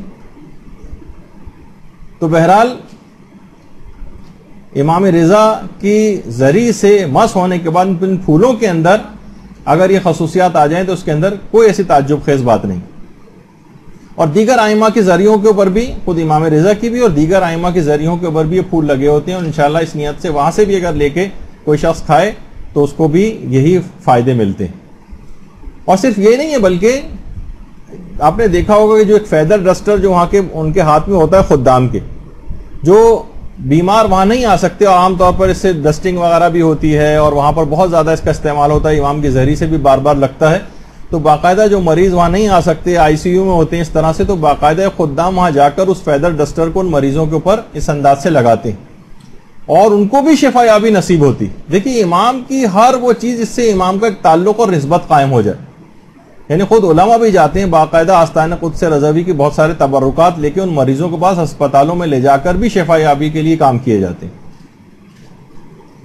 تو بہرحال یہ دماغ میں رہے کہ یہ ان پھولوں کی بڑی اس لحاظ سے خصوصیات. اچھا صرف پھول ہی نہیں ہیں بلکہ پھول جس گلدان کے اندر لگائے جاتے ہیں, یہ جو پھول جس گلدان میں لگائے جاتے ہیں یا جو کنٹینر ہوتا ہے, آپ نے دیکھ پھولوں پہ اگر عام طور پر پانی وانی چھڑکا جاتا ہے تو کچھ پانی نیچے جمع ہو جاتا ہے, اس پانی کے اندر بھی شفا کی صلاحیت پیدا ہو جاتی. آیت اللہ عراقی فرماتے ہیں کہ زری کے جو تازہ پھول ہیں جس گلدان میں لگے ہوتے ہیں اس کے اندر جو بچا ہوا پانی ہوتا ہے, ایک نابینا کی آنکھوں پر جب پانی لگایا گیا تو اس کی آنکھوں کی بینائی اسی وقت واپس آ گئی. اللہم صلی اللہ علیہ وسلم.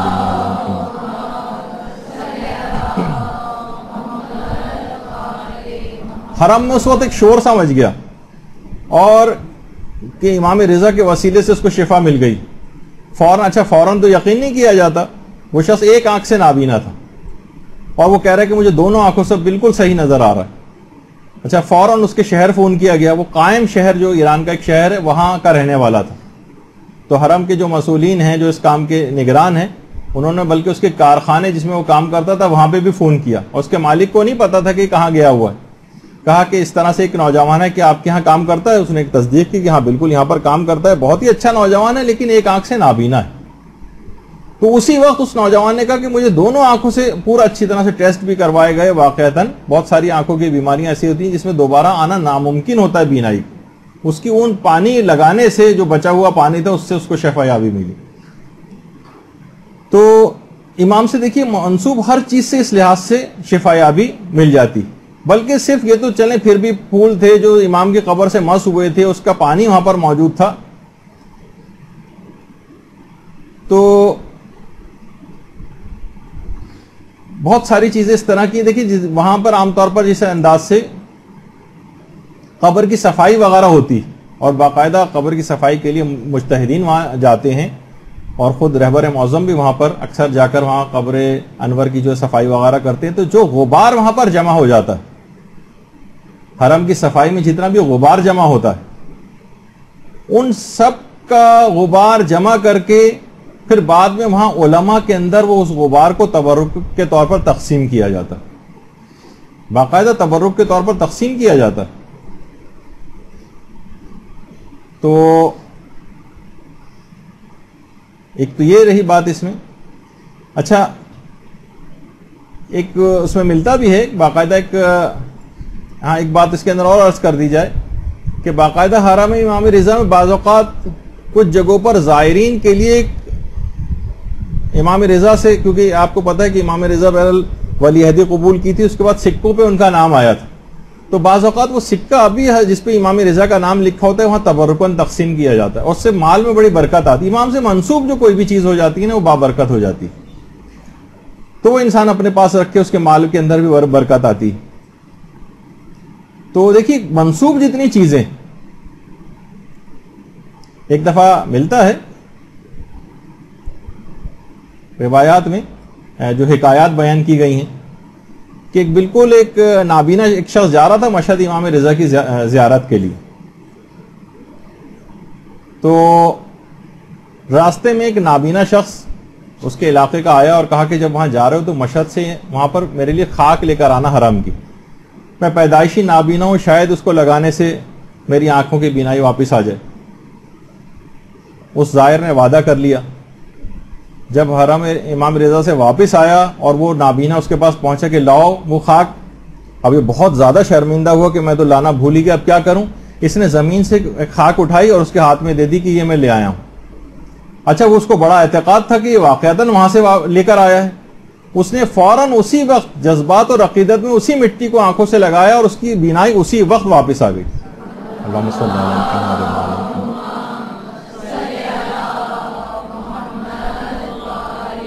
دیکھیے وہ اصلی مٹی نہیں تھی, وہ مشہد کی مٹی نہیں تھی, اس کے اپنے علاقے کی تھی, لیکن اس نے امام کے نام سے منسوب کر کے دے دی اس کو, اور اس کی بھی اتنی عقیدت تھی. بہت ساری کتابوں کے اندر اس واقعے کو جو ہے وہ لکھا گیا ہے کہ کس طرح سے ان سے منسوب چیز جو اصلی بھی نہیں ہو اس کے اندر بھی وہ اثرات شفا پیدا ہو جاتے ہیں. تو اس کا علی الخصوص دماغ میں رکھنا چاہیے اور مکمل اعتقاد کے ساتھ. آج کل کچھ ایسے شکوک و شبہات بھی پھیلائے جاتے ہیں کہ ان چیزوں کا ایک وہابی فکر کے ایک نظریات ہمارے ہاں بھی بہت سارے افراد جو اس طرح سے جاری کرتے ہیں. اچھا اس کے بعد پھر وہاں پر دسترخوان امام رضا جو مہمان سرا ہے جہاں پر عام طور پر زائرین کو کھانا وغیرہ جو کھلایا جاتا ہے یہ خود بہت شفا بخش ہے. ہر زائر کی بڑی دلی خواہش ہوتی ہے کہ میں وہاں ضرور جاؤں اور وہ اتنا بابرکت ہوتا ہے کہ جو اس کو کھانا کو بنانے والے ہیں اس کو تقسیم کرنے سے پہلے باقاعدہ وہاں پر ایک دعا پڑھی جاتی ہے, توسل کیا جاتا ہے امام سے اور پھر اس کے بعد اس کھانے کو زائرین کو کے سامنے پیش کیا جاتا ہے. جو خواتین اس کام کے لیے انتہائی باپردہ خواتین اور جو وہاں پر سلاد وغیرہ جو ہے وہ بناتی ہیں اور اس طرح سے باقاعدہ ایک بہت بڑا ڈپارٹمنٹ ہے یہ کہ اتنے زیادہ سوچی کہ زائرین کی خدمت وہاں پر اس انداز سے ہو رہی اور اس دوران اس کا اجر کے طور پر یعنی کہ کیا ہے کہ وہاں پر مسلسل درود و سلام پڑھا جا رہا ہوتا ہے جس دوران یہ کام کیا جا رہا ہوتا ہے. اللہم صلی علی محمد.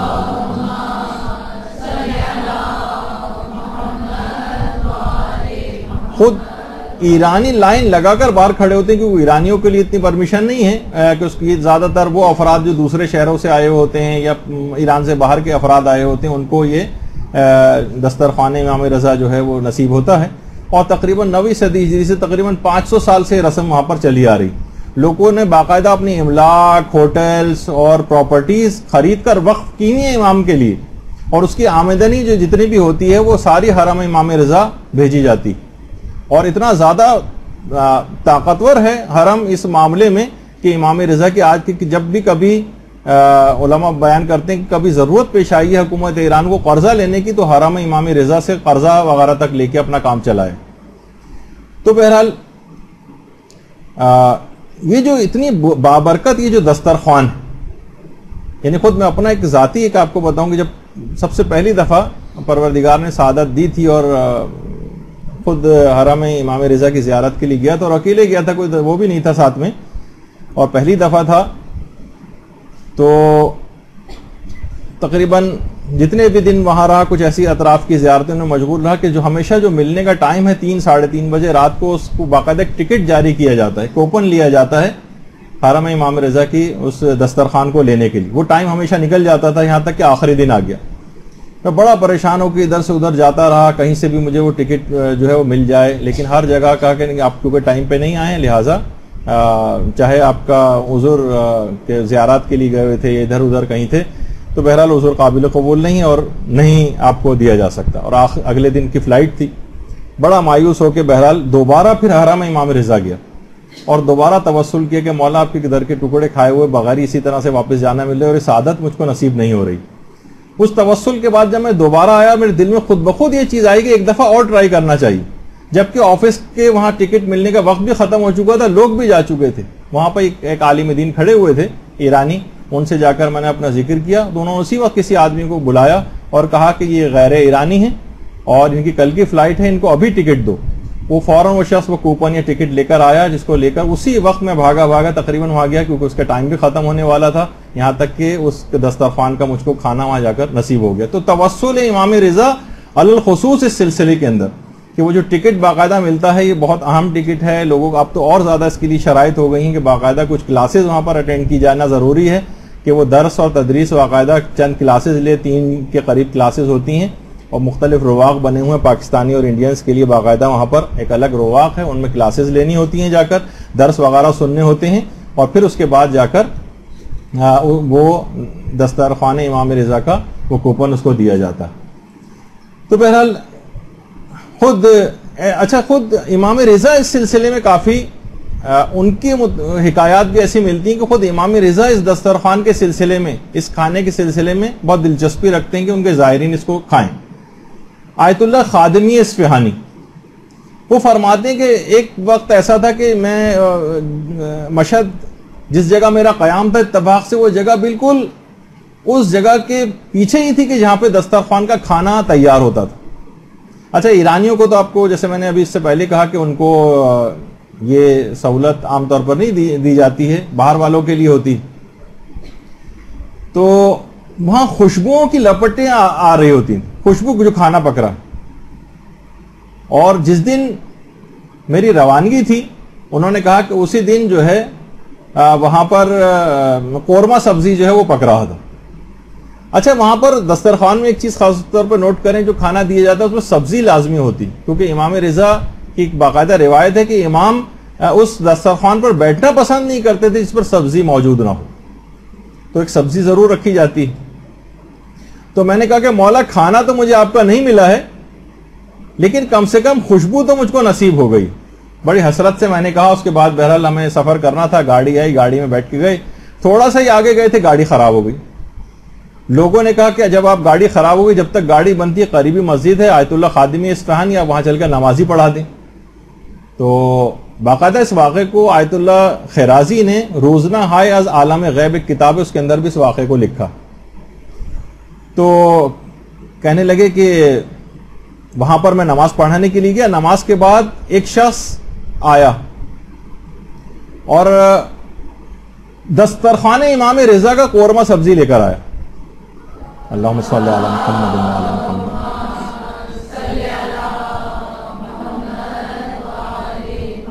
اور آ کر کہنے لگا کل رات میں سویا تو خواب میں نے امام رضا کی زیارت کی، اور امام رضا نے مجھ سے کہا کل ایک عالم دین تمہارے مہمان ٹھہریں گے، ان کی قورمہ سبزی کی دعوت کرنا۔ تو بہرحال آپ نے دیکھا کہ یہ خود اس انتہائی بابرکت کھانا ہے۔ جب بھی آپ دیکھیں گے اگر کچھ آپ کا وہاں کھانا بچ جائے، کیونکہ کافی زیادہ ہوتا ہے مقدار میں، ایرانی جتنا عام طور پہ کھانا کھاتے ہیں اتنا آپ کو سمجھ کے دیا جاتا ہے، اس میں ہم 3-4 افراد کھا سکتے ہیں اس میں۔ تو بہرحال جو کھانا بچ جائے سو وہاں چھوڑ کے نہ آئیں، باہر آ کر ایرانی تقریباً لائن بنائے کھڑے ہوتے ہیں، جو آپ کے ہاتھ سے تقریباً جھپٹ کے لے جانے کی صورتحال ہوتی ہے کہ وہ بہت بابرکت کھانا شفا کے لیے اپنے مریضوں کے لیے بھی لے کر جاتے ہیں۔ تو بہرحال یہ دماغ میں رہے کہ یہ وہاں دسترخوان کو بھی اس طرح سے اویل کرنا ہے آپ کو، اور ہر صورت میں اس کا بلکہ روٹی وغیرہ ہو تو اس کے ٹکڑے یہاں پر لے آئیں، اور بعد تک بھی شفا یابی کے لیے مریضوں کو کھلائیں۔ اس کے بعد اندرون حرم ہی کے اندر خود جگمگاتا ہوا امام رضا کے ایک عجیب شان و شوکت، اور خاص طور پر زیر زمین والا جو علاقہ انڈر گراؤنڈ، اس کی تو شان و شوکت دیکھنے سے تعلق رکھتی، یعنی انسان واقعی جنت کا ایک نمونہ جو ہے اس کو وہاں پر نظر آ رہا ہوتا ہے۔ جنت میں جس طریقے سے ایک محلات ہوں گے اور شیشے کے وقت دماغ میں ایک تصور آتا ہے، اور ماحول بھی تقریباً جنت کا ہے، کوئی نمازیں پڑھ رہا ہے، کوئی جو ہے وہ ذکر کر رہا ہے، کوئی تلاوت قرآن کر رہا ہے، کوئی تسبیحات پڑھ رہا ہے۔ جنت میں کوئی گناہ کا بھی کوئی تصور نہیں، وہاں نہ کوئی کسی کی غیبت کرتا ہے، نہ کسی کوئی ٹول لے رہا ہوتا ہے، نہ کسی کی کوئی برائی کر رہا ہوتا ہے۔ تو تقریباً وہی جنت جیسا ایک نمونہ حرم امام رضا میں جو ہے وہ نظر آ رہا ہوتا ہے۔ خاص طور پر انڈر گراؤنڈ والا جو ایریا ہے وہ تو واقعی دیکھنے سے تعلق رکھتا ہے۔ عام طور پر وہاں جتنے بھی مقابلے ہوتے ہیں یا تلاوت قرآن وغیرہ کی جو چیزیں ہوتی ہیں وہ انڈر گراؤنڈ، وہاں پر ٹی وی کے اوپر بھی جو پروگرام آپ کو دکھائی دیتے ہیں وہ اکثر وہاں پر ریکارڈڈ ہوتے ہیں۔ اچھا، پھر اس کے بعد آپ ادھر ادھر نگاہ دوڑائیں گے تو اکثر و بیشتر جگہوں پہ اور صحنوں میں نذورات کے آفس ہیں وہاں پر، جہاں پر اپنے ڈونیشنز انسان دیتا ہے۔ یہ بھی ضرور جانے سے پہلے جو بھی اپنی حیثیت کے مطابق انسان کچھ نہ کچھ مال ضرور ساتھ لے کے جائے۔ دیکھیے آخرت میں ہمیشہ رہنے کی زندگی اور بہت زیادہ راہ چاہیے، ثواب جاریہ کی ایک مسلسل سپلائی لائن ضروری ہے اس کے لیے۔ کتنے ہی وہاں دیکھیے جو وہاں پر عام طور پر اس طرح سے مجتہدین بھی دیتے ہیں، اور یہ نذورات آتی ہیں وہاں کے حرم پہ بھی خرچ ہوتی ہیں، اور وہاں کے جو حوضے قائم ہیں، جو دینی طالب علم وہاں پر بن رہے ہیں، آپ کا پیسہ وہاں پر ان لوگوں کے اوپر خرچ ہوتا، اور پھر یہی طالب علم بعد میں بڑے بڑے علماء بنتے ہیں اور مجتہدین انہی میں سے تیار ہوتے ہیں۔ پھر جتنا دین کی خدمت کریں گے آپ تمام کے تمام اس ثواب جاریہ میں شریک ہوں گے، پھر وہ جتنا آگے علم پھیلائیں گے اور پھر نئے لوگ تیار ہوں گے اور قیامت تک یہ سلسلہ چلے گا۔ تو دیکھیے تعمیرات ہوتی ہیں وہاں پر، یا جو حرم میں اس طرح سے نذورات ہوتی ہیں، اس کا دسترخوان جو ہے امام کا، اس کے اندر بھی اس کا پیسہ جاتا ہے، یعنی جو لوگ اگر کھاتے ہیں وہ بھی امام رضا کی طرف سے اس کے اندر آپ کا پیسہ بھی شامل ہو جاتا ہے۔ تو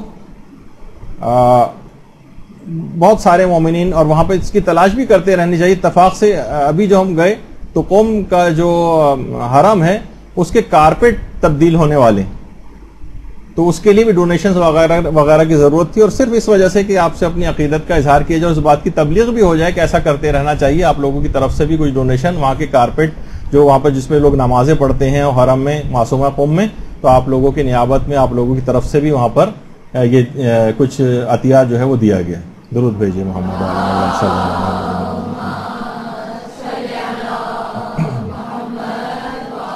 اچھا خود جا رہے ہوں تو خود جا کر دے دیں، یا کسی کوئی اور زائرین جا رہے ہوں ان کے ہاتھ بھی وہاں پر بھجوایا جا سکتا ہے.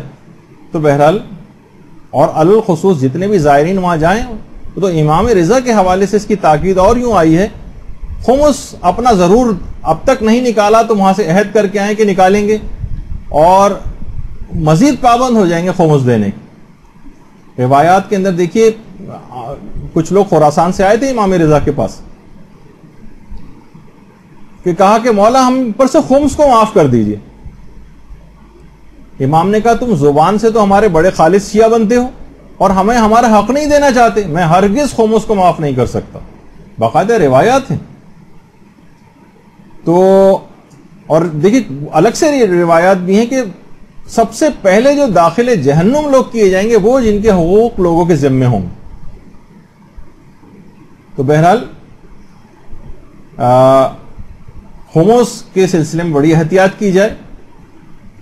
اور امام نے یہ بھی فرمایا کہ خمس دینے میں تمہارے رزق کی چابی، یعنی تم خمس دینا شروع کرو بس پروردگار عالم تم کو رزق عطا کرے گا.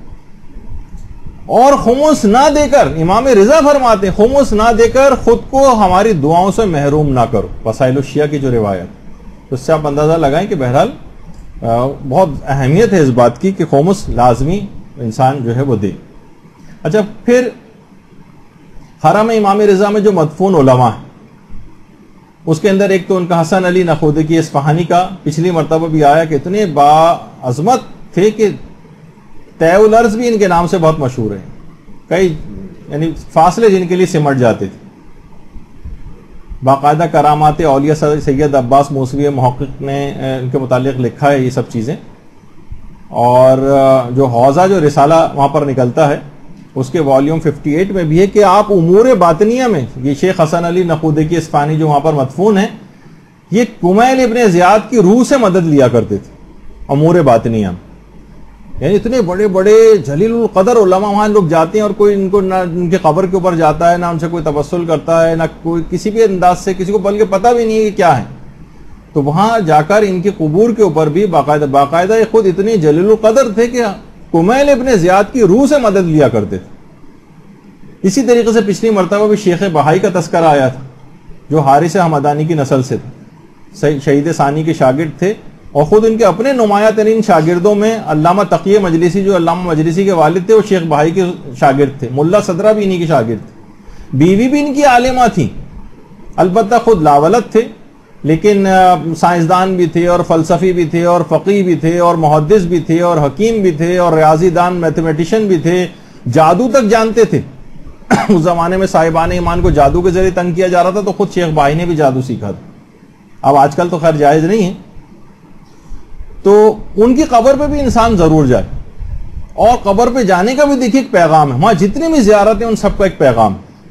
جب آپ قبر کے اوپر جا رہے ہیں شیخ بہائی کے اور اتنے فضائل کے اتنے ہی سب کچھ علوم کے ماہر تھے تو خود کوئی بھی دعا کر کے نہیں آتے کہ آپ علم میں کسی قابل ہو جائیں کہ لوگوں کی محمد و آل محمد کے علوم کی کوئی خدمت کر سکے، آل محمد کی کوئی علمی اعتبار سے کوئی خدمت کر سکے. قبروں پہ جانے کا بار بار کہ وہاں جاؤ، ان کی معرفت حاصل کرو. اتنے بڑے عالم ہیں تو ان کی صرف عظمت کے قائل ہو کے نہ آ جاؤ، خود بھی کچھ قابل بننے کی کوشش کرو. تو اس لحاظ سے ایسی گھڑی بھی ایجاد کی تھی انہوں نے کہ جو بغیر چابی کے مسلسل چلتی تھی. اور باقاعدہ جو انہوں نے مینار، یہ جو مینار ہے حرم امام رضا میں، یہ سب شیخ بہائی کے تعمیر کرتا کہ ان کو خاص فاصلے سے اگر چاروں میناروں کو دیکھا جائے تو بالکل برابر برابر نظر آتے. کتنی کوشش کی ہے ان کے میناروں کو دیکھ کے. ایسی ٹیکنیک شیخ بہائی کی تھی کہ امام خمینی کے جو مزار ہے تہران میں اس میں بھی یہی مینار بنانے کی بہت کوشش کی ہے، لیکن ہر جگہ وہ ایک سائز کے نہیں نظر آتے، 1.5 نظر آتے ہیں 2 کے بجائے. یعنی ایک جو سامنے ہوگا وہ بڑا نظر آئے گا، جو اس کے پیچھے ہوگا وہ ذرا نیچے کی طرف چلا جائے گا. نہیں، ایک ہی سائز ان کا اس انداز سے نظر آتا ہے. خیر وہ تو اس کے علاوہ خود ان کی حرم میں ہی ایک باقاعدہ اوقات نماز کے سلسلے میں ایک گھڑی ٹائپ کی جو ہے، جو کہ شاخص جتنا سایہ پڑتا ہے اس کے لحاظ سے ایکوریٹ وقت کون سا ہوگا نماز کا، یہ بھی وہیں پر موجود ہے. یہ بھی کوئی شخص دیکھ سکتا ہے. شیخ بہائی کی اپنی یعنی جس اعتبار سے اتنے بڑے سائنسدان تھے اس زمانے میں کہ کہتے ہیں کہ موجودہ گھڑیاں ہماری جو ہے وہ غلطی کر سکتی، شیخ بہائی کی گھڑی غلطی نہیں کر سکتی. تو بہرحال اچھا عملیات کے بھی اتنے زبردست ماہر تھے کہ علامہ مجلسی کے والد تقی مجلسی عملیات کی کلاسز لینے ان کے پاس آیا کرتے تھے. یہاں تک کہ مکاشفے سے یہ تک پتہ چلا لیا تھا کہ میں مروں گا کس وقت, اپنے وقت موت کا وقت تک پتہ چلا لیا تھا شیخ بہائی نے, اور دفن کے لحاظ سے وصیت کر کے گئے تھے کہ مجھے مشہد مقدس میں دفن کیا جائے. تو بہرحال وہاں ان کی اس طرح سے یہ گھڑی بھی. تو یہ شیخ بہائی جو ہیں, ایک باقاعدہ ملتا بھی ایک واقعے کے اندر, شیخ بہائی ایک دفعہ کچھ علماء کے ساتھ, ملا محسن فیض کاشانی بھی تھے اور کچھ اور علماء بھی تھے, اور وہیں پر ایک فقیہ تھے سید ماجد بہرانی, یہ وہاں پر آئے ہوئے تھے. شیخ بہائی ہاتھ میں خاک شفا کی تسبیح لے کے تسبیح پڑھ رہے تھے. اچانک سے سب لوگوں نے دیکھا کہ شیخ بہائی کی تسبیح سے پانی جاری ہو گیا. تو سید ماجد, اچھا علمی محفل ہے, فقہا بھی موجود ہے, سید ماجد بہرانی فقیہ تھے. شیخ بہائی نے ان سے پوچھا کہ آپ بتائیے جو پانی میری اس سے ٹپک رہا ہے تسبیح سے, اس پانی سے وضو جائز ہے یا جائز نہیں؟ تو شیخ ماجد بہرانی نے اسی وقت مسئلہ بتایا کہ یہ ایک تصوراتی پانی ہے, نہ یہ آسمان سے نازل ہوا ہے نہ زمین سے نکلا, لہٰذا اس سے وضو جائز نہیں. شیخ بہائی نے اس جواب کو بڑا پسند کیا. تو دیکھیے وہاں کا بھی یہی پیغام ہے شیخ بہائی کا کہ باقاعدہ وہاں جا کر کسی بھی اعتبار سے کتنے علوم اور فنون ہیں ان کی قبر پہ جائیں تو دعا کر کے آئیں کہ پروردگار ہمیں بھی کسی قابل بنا دے کہ ہم کچھ خدمت کر سکیں دین کی. اس کے بعد وہاں شیخ تبرسی کی قبر ہے, نمایاں ترین, ان کی قبر پہ بھی انسان ضرور جائے. امین الاسلام کے نام سے شیخ تبرسی مشہور ہیں, اور ان کا وہ مشہور ترین واقعہ ہے کہ جب سخت بیمار ہوئے تھے اور کوما کی حالت میں چلے گئے تھے تو لوگ ان کو مردہ سمجھ کر دفن کر کے آ گئے. اچھا جب قبر میں آکسیجن کم ہونے لگی تھوڑی دیر بعد ان کو ہوش آ گیا. اچھا اس زمانے میں تازہ جو ہوتے تھے مردہ دفن ہوتے تھے, تو کیونکہ عالم دین تھے, کفن چور وہاں پر فوراً کفن کی تلاش میں آتے تھے کہ اور کہ کفن خراب نہ ہو جائے, تو فوراً ہی قبر سے کفن کو نکال لیا کرتے تھے. اچھا ابھی جب قبر میں آکسیجن کم ہونے لگی اور ہاتھ ادھر ادھر لگا کے دیکھا تو احساس ہو گیا کہ مجھے غلط فہمی میں دفن کر دیا گیا مردہ سمجھ کر. اسی وقت انہوں نے نظر کی کہ پروردگار اگر میں یہاں سے ساتھ خیریت کے ساتھ نکل گیا تو میں نظر کرتا ہوں اللہ کا نام لے کر کہ میں ایک تفسیر قرآن لکھوں گا. دیکھیے اس موقع پر بھی علوم دین کے حوالے سے نظر کی انہوں نے, یہ نہیں کہا کہ مثلا میں اتنی دیگیں پکواؤں گا, نہیں, ہمارے ہاں ساری نظریں فقط کھانے پینے سے متعلق رہتی, علم کی خدمت کے لحاظ سے. اسی وقت وہ کفن چور آیا اور جب کھودتے کھودتے اس کا اندر ہاتھ گیا تو شیخ علامہ تبرسی نے فوراً اس کا ہاتھ پکڑ لیا, اور وہ چیخا چلایا, بہت زیادہ پریشان ہو گیا, کہا کہ ہاتھ تمہارا ہرگز نہیں چھوڑوں گا, اور پہلے اس بات کو سمجھ لو کہ مجھے غلط فہمی میں دفن کر دیا گیا. جب وہ سیٹل ڈاؤن ہوا ذرا اور ان کا ہاتھ انہوں نے نہیں چھوڑا, اور کہا کہ میں تمہیں ضرور بے ضرور انعام و اکرام سے نوازوں گا اگر تم مجھے یہاں سے زندہ سلامت نکال کے گھر لے جاؤ.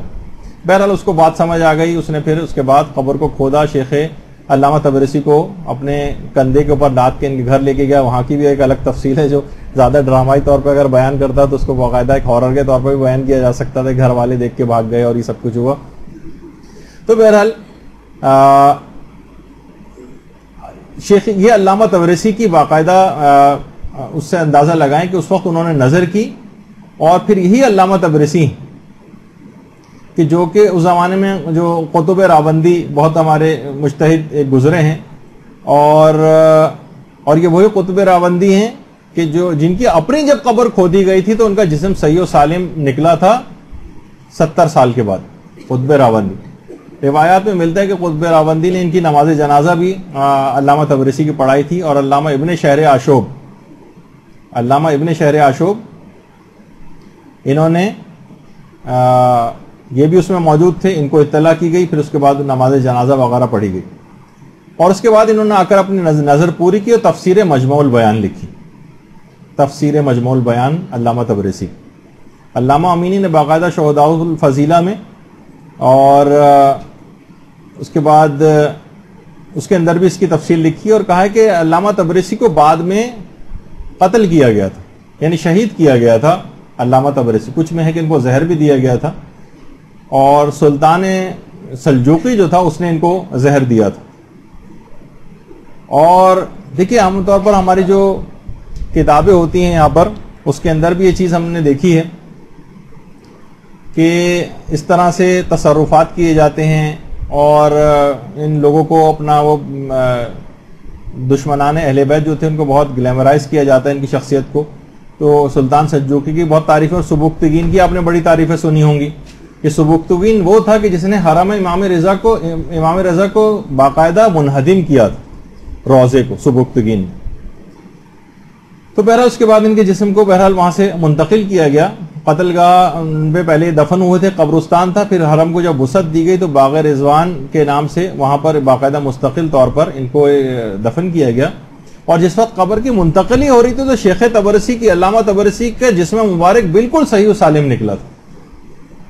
تو دیکھیں بہرحال یہاں پر بھی علوم کا فروغ, یہ سب کچھ ہے. اس کے علاوہ شیخ حر عاملی کی قبر مبارک بھی ہے وہیں پر ہی. حضرت حر کی نسل سے ہیں شیخ حر عاملی. ان کے والد بھی عالم تھے, والدہ بھی عالمہ تھی, اور باقاعدہ صحن انقلاب کے ایک گوشے کے اندر شیخ حر عاملی جو ہے وہ دفن ہے, جبکہ لبنان سے ان کا تعلق تھا لیکن جبل عامل کے علاقے سے, لیکن مشہد میں یہاں آ کر دفن ہوئے. اور باقاعدہ وسائل الشیعہ الی تحصیل مسائل الشریعہ کے نام سے جو کتاب ہے, بہت ہی معرکۃ الآراء, سارے مجتہدین اس سے استفادہ کرتے ہیں, جس کے اندر 35,828 احادیث ہیں, یہ شیخ حر عاملی نے لکھی. اور باقاعدہ ابواب بنا کر 20 سال کی محنت لگی اس کے اندر. اور آج بھی ان کے ہاتھ کی اپنی لکھی ہوئی کتاب آستان قدس رضوی جو ہے, وہاں پر بہت بڑا کتب خانہ ہے, لائبریری ہے حرم امام رضا میں, اور بہت پرشکور شان و شوکت والی جو ہے لائبریری ہے. وہاں پر ان کا باقاعدہ وہ قلمی نسخہ بھی آج تک موجود ہے. طالب علم وہاں جاتے ہیں اور مختلف اپنے نوٹس وغیرہ جو ہیں وہ بناتے ہیں. اچھا, اس کا سافٹ ویئر بھی باقاعدہ اویلیبل ہے. علامہ تبرسی کے متعلق ملتا ہے کہ 1088 کا جو ہجری کا سن تھا, یہ باقاعدہ گئے تھے حج کرنے کے لیے. ایران سے تقریباً 80 علماء وہاں گئے تھے, جو کہ علامہ تبرسی کے علاوہ سب کے سب شہید کر دیے گئے. کہ کوئی بیمار شخص تھا, انہیں ایک بیمار عالم دین یا کوئی بیمار ایرانی جو قافلے میں تھا, طواف کے دوران جب زیادہ رش ہوا تو اس بیمار کو نا الٹی کسی کیفیت ہوئی, وامٹنگ. تو اس نے کہ حرم کے صحن کے اندر وہ نہ گر جائے, اس نے اپنے قمیص کا جو دامن ہے اس کے اندر اس کو لے لیا. لوگوں نے اسی وقت سے, کیونکہ دشمنی تو پہلے سے چلی آ رہی ہے, تعصبات, تو لوگوں نے چلانا شروع کر دیا کہ رافضی ہے کہ جو صحن میں نجاست گرانے کے لیے آیا ہے. اسی وقت بے دردی کے ساتھ اس ایرانی کو قتل کر دیا گیا, اور اس کے بعد 80 علماء کا جو وفد ایران سے آیا ہوا تھا ان سب کو بھی قتل کیا گیا. تو مکے کے جو مقامی سادات تھے انہوں نے شیخ حر عاملی کو باقاعدہ اس وقت پناہ دی, اور ان کو پھر باحفاظت یمن جو ہے بھجوانے کا انتظام کیا گیا. اس طرح سے علامہ تبرسی قتل ہونے سے بچ گئے تھے. نہیں, شیخ حر عاملی قتل ہونے سے بچ گئے تھے. تو بہرحال آپ دیکھیں اتنا عظیم مقام جوار امام علی رضا میں ان علماء کو حاصل ہوا. تو دیکھیں احادیث کی خدمت کی, علوم آل محمد کی کتنی زیادہ خدمت کی, تو اس کے بعد جوار نصیب ہوا. یا ہمارے ہر فاسق و فاجر شخص کو جو کہ انتقال کر رہا ہوتا ہے, ہمارے ہی جیسا شخص ہوتا ہے وہ, اس کے لیے جو ہم دعائیں کرتے ہیں اس میں جوار محمد و آل محمد فری میں اس کے لیے تقسیم کیا جا رہا ہوتا ہے. خیر پروردگار سب کو نصیب کرے, اور وہ اس قابل کسی طور پر جو ہے اپنے کرم سے ان کو بنا دیا جائے کہ ان کے جوار میں وہ پہنچ جائیں. لیکن اصل میں جو دنیا میں ہم دیکھتے ہیں کہ جوار میں وہ افراد دفن ہے کہ جنہوں نے خدمت دینیا کی ہے, کوئی دینی خدمت انجام دی, وہ اس وقت بھی ان کے قریب جو ہے وہ مدفون. تو بہرحال یہ دماغ میں اس لحاظ سے رکھنا چاہیے. بس ایک آخری اس کے اندر زیارت جو ہے وہ اور بتا دی جائے, اور وہ ہے مسجد گوہر شاد اندرون حرم. گوہر شاد امیر تیمور جو تھا اس زمانے میں, اس کی جو بہو, اس کا جو بیٹا تھا شاہ رخ, اس کی بیوی کا نام تھا گوہر شاد. انتہائی دیندار عورت تھی, انتہائی باپردہ عورت تھی, یعنی بادشاہ کی بہو, اور آج تک کسی نے اس کا چہرہ نہیں دیکھا تھا. چاہتی تھی کہ حرم امام رضا میں ایک شاندار مسجد تعمیر کروں. اس کا نام تھا گوہر شاد. دیکھیے آج تک اس کا نام باقی ہے, مسجد گوہر شاد کے نام سے. اچھا, اس نے ایسے مزدور اور معمار بھرتی کے جن سے باقاعدہ شرائط نامہ لکھوایا گیا کہ تعمیر حرم امام رضا کی جو مسجد ہے, اس کا کوئی بھی کام جب بھی وہ کریں گے, کوئی بھی مزدور بغیر وضو کے کوئی کام نہیں کرے گا. شرائط نامہ لکھوائے گا, کوئی مزدور آپس میں لڑائی جھگڑا نہیں کرے گا, کوئی بد زبانی نہیں کرے گا, حرم کے احترام کا مکمل خیال کرے گا, اور مسلسل ذکر خدا زبان کے اوپر انجام دیتے ہوئے تمام تعمیرات اس مسجد کے کام کرے گا. بار برداری کے جو جانور جو سامان وامان کو لے جانے کے لیے ہوں گے ان میں کوئی بھی جانور کو بھوکا پیاسا نہیں رکھا جائے گا، کسی پر اس جانور کی طاقت سے زیادہ بوجھ نہیں لادا جائے گا، خواہ زیادہ چکر کیوں نہ لگانے پڑیں، جتنے چکر لگائیں گے اس کا دگنا کرایہ میں اپنے پاس سے ادا کروں گی۔ دیکھیے گوہر شاد، کسی جانور کو مارا نہیں جائے گا، اور گاہے بگاہے وہ گوہر شاد معائنے کے لیے بھی آتی تھی۔ جب معائنے کے لیے آتی تھی تو مسجد کا اور حرم کا وہ علاقہ خالی کروا لیا جاتا تھا تاکہ اس پر کسی کی نگاہ نہ پڑے، تو اور نقاب اتار کے پھر وہ معائنہ کرتی تھی۔ ایک دفعہ باقاعدہ آواز لگائی گئی، سب حرم کو خالی کروا لیا گیا، مزدور ایک جو مینار پہ چڑھا ہوا تھا اس کو آواز نہیں آئی۔ دیکھیے جو یہاں کی تاریخ بتائی جاتی، آواز نہیں آئی، وہ کام کرتا رہا، اس نے نقاب اتار کر اور شروع کر دیا معائنہ کرنا۔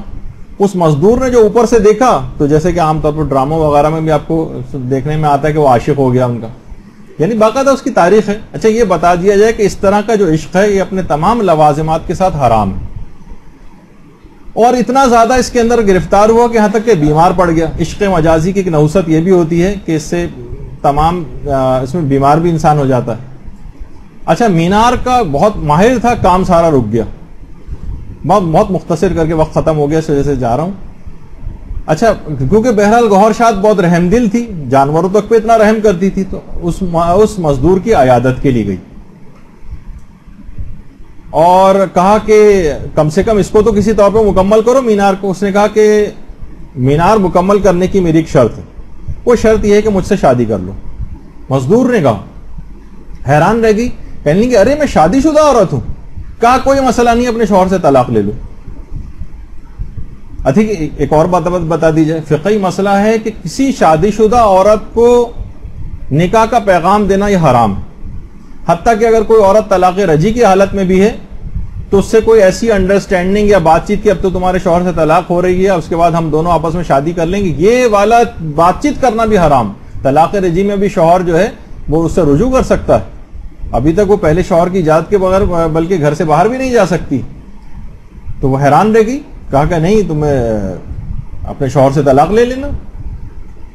اس نے کہا اچھا ٹھیک ہے، تم ایک شرط جب یہ لگا رہے ہو تو ایک شرط میری بھی، کہ تمہیں کم سے کم 40 روز تمام نمازیں اس مسجد کے اندر اس انداز سے ادا کرنی ہے کہ غیر خدا کا کوئی خیال تمہارے دماغ میں نہ آئے، مکمل اخلاص کے ساتھ تم انجام دو گے، تمہیں اپنے شوہر سے طلاق لے کے تم سے شادی کر لوں،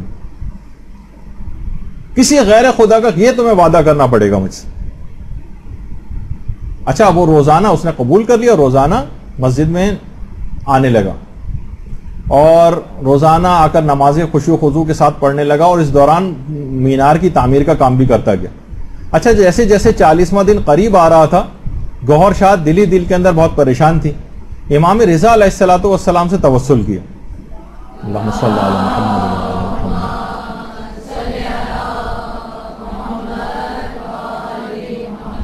کہا کہ شوہر سے میں بہت زیادہ محبت کرتی ہوں، اس نوجوان کا دل بھی میں توڑنا نہیں چاہتی، مولا آپ ہی کوئی حل بتائیے۔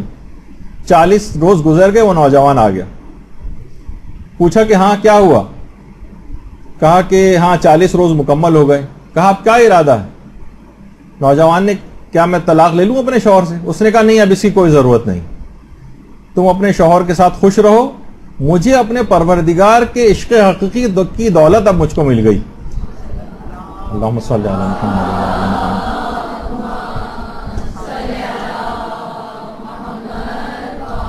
اب مجھے کسی دنیاوی عشق کو حاصل کرنے کی کوئی ضرورت نہیں۔ مسجد کے مکمل ہونے تک حرم امام رضا میں روزانہ نوجوان اس لحاظ سے وہاں آتا رہا۔ اس کے بعد مسجد کے مکمل ہونے کے بعد جو پہلا پیش امام بنا ہے مسجد گوہر شاد کا، وہ یہی نوجوان تھا، یہ نوجوان مزدور۔ آیت اللہ شیخ محمد صادق حمدانی جو زمانے میں فقیہ تھے، ان سے باقاعدہ پھر علم دین اس نے حاصل کرنا شروع کیا۔ تو آپ نے دیکھا کہ بہرحال مکمل اخلاص کے ساتھ اس نوجوان اور اس گوہر شاد کا جو اخلاص اس کے اندر تھا، اور اس لحاظ سے جو ثواب جاریہ کے کاموں کی اس کی نیت تھی کہ ایسی مسجد میں بناؤں مکمل اخلاص کے ساتھ، آج تک اس کا نام اس مسجد کے نام کے ساتھ جڑا ہوا ہے۔ مسجد گوہر شاد حرم امام رضا کی مشہور ترین جو ہے مساجد کے اندر سے ہے، اور دیکھیے اب اس کے بعد جتنے بھی ابھی جیسے کہ آپ سے کہا تھا کہ جو بھی آپ وہاں پر نذورات میں دیتے ہیں وہاں جتنے لوگ آ کر نماز پڑھتے ہیں ان سب کے نمازوں کے اندر آپ شریک ہو جاتے ہیں، جتنی جماعت وہاں پر ہوتی ہے ان سب کے اندر آپ شریک ہو جاتے ہیں ان سب کے ثوابوں میں. تو سوچیے اس گوہر شاد اور اس نوجوان نے جو اخلاص کے ساتھ کام کیا تھا ان سب کے ثوابوں میں وہ نوجوان شریک ہوں.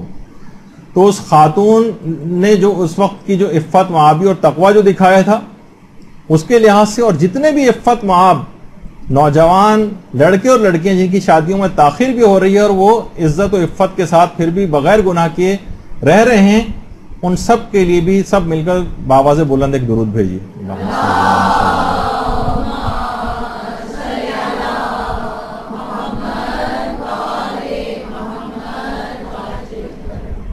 تو آپ نے دیکھا کہ بہرحال یہ اندرون حرم کی کچھ زیارتیں تھیں کہ جن کو مکمل کیا گیا، اور آپ نے دیکھا کہ ابھی تک ہم اطراف حرم یا حرم سے جو باہر کی جتنی زیارتیں ہیں ابھی مشہد کی وہی زیارتیں ختم نہیں ہوئیں، اور اگلی نشست کے اندر انشاءاللہ کوشش کریں گے کہ ان کو مکمل کریں. اس کے بعد تہران کی بھی زیارتیں ہیں اور اس کے بعد قم کی زیارتیں بھی ہیں، تو انشاءاللہ کوشش کریں گے کہ ان کی تفصیل اگلی نشست کے اندر بیان کی جائے. وصلی اللہ علی محمد وآلہ الطیبین الطاہرین.